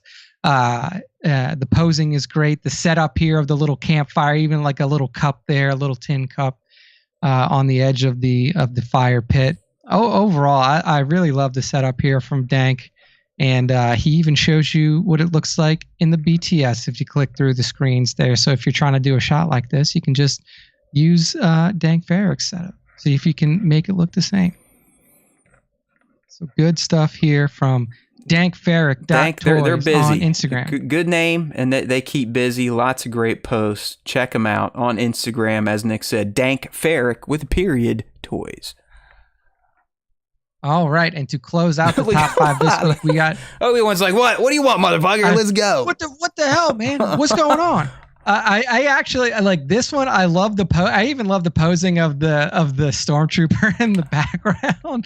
Articulated Plastic is who we're talking about. Articulated_Plastic. Like Anakin, my bro. Instagram. Come on, man. We used to be friends. Man. Brother, you were my brother.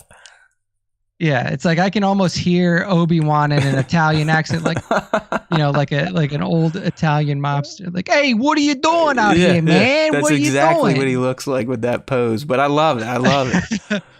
Yeah, so this is essentially a shot from the Kenobi series. You see Vader confronting Obi-Wan out in the streets. You see this stormtrooper out in the background that's running to assist his Dark Lord. A Jawa tucked behind a pillar there to keep out of the Dark Lord of the Sith's ire. And then Obi-Wan just being like, "You are my brother, Anakin! You were supposed to bring balance to the Force." Oh, he's like, "Hey, what's up, dude? You want to go get some spotchka at the bar? Let's go." Been a long time, but I also love the depth of color in this too, like the color saturation in this. The lightsaber effects are titty. I also like that Obi-Wan is holding his lightsaber with like the OK sign. Do you see that? Yeah, he's like, what? Yeah. And what are these figures, man? Like, are these? I think these are figure arts. That looks like a figure art type of head for Kenobi. I'm zooming in there, scrolling through. Yeah, if you scroll through, you get the close up on Kenobi's face, and it's like the figure that remember when I rocketed TLJ Luke Skywalker off the side of my house with a 90 mile an hour fastball. It's from that line. Gotcha. Okay. I was like, man, this definitely looks like a different face for Kenobi than what I've seen in the past. But cool shot, cool setup here from articulated_plastic on Instagram. That's the end of the top 5. That's the end of our show for this week. So Matt, go ahead and close us out. All right, people, like he said, it is time to say goodbye. I do thank you all. I didn't think I needed the show today or even wanted to do it, but in the end, I definitely feel better than when I started. So I appreciate that. Got a little SWTS therapy, at least allowed my mind to not focus on real life stuff for a couple hours. So I appreciate all of you for that, tuning in here. League, looks like you're the only one kind of hanging around. I apologize for the special segment. I could tell it was a dud as soon as we started. Everyone just stopped talking. We literally killed the chat with it, Nick. So we'll do better. We'll get better. Don't worry. We only have one more week of special topics. Then we can just get lazy and focus on Andor Season 2. That's right, people. So next week, we'll be pulling something out of our wazoos as always. Week after that will be our patented, never to be repeated before a new Star Wars show starts special, our wants and predictions for Andor Season 2. And then obviously, once we get around to April 23, we will be in Andor S2 breakdown mode. All right, my friends. Thanks, League, for sticking by. Sorry for boring you for the last 45 minutes. We can't always pick winners. Devin, we speak your name too. Thanks for slogging through that. I really was there, Nick. There was a point in time where we were like 3 slides in. I was just about to say, you know what, man, fuck this. I can see we've lost the room. Let's just go to fan segment. It's a deeper conversation than we typically have on the Star Wars. I thought we could get something with it. Maybe we spent too much time before we got into it and kind of used up everyone's enthusiasm. But I would say that was one of our greatest fails when it comes to a special segment. So may have good clips out of it. My apologies, friends. I'll get better next time. If you got any ideas of what you want to hear us talk about next week, shoot it up in our Discord. We got an open invite link in the description of this video. Don't forget, in between shows, you can always find our content on the main socials, Instagram, Twitter, YouTube predominantly. We throw some stuff up on TikTok as well. And we do still at least post the top 5 and our audio-only podcast on StarWarsTime.net. All right? StarWarsTime.net. That is our home on the internet, at least for the rest of 2025, because I think I have plans to phase that shit out as well before we have to pay the next electric bill. All right, people, we speak your names as always. Keep beating that SWTS drum, even though it sounds or feels like we are slipping even more into oblivion these days. Kudos to those out there that have figured out how to break through, like the Beyond the Dune Sea channel. Whatever they've done recently with their tier list has taken them into a new stratosphere, and we respect that. We wish we had it, or at least I do. It doesn't make sense to me, but that's why things are starting to kind of slow down and get phased out over here at SWTS. I think we're going to be running a leaner ship in 2026. Stay tuned. All right, my friends, there's always time for Star Wars Time. And if you listen to the Star Wars Time show, the Force will be with you, and you, always.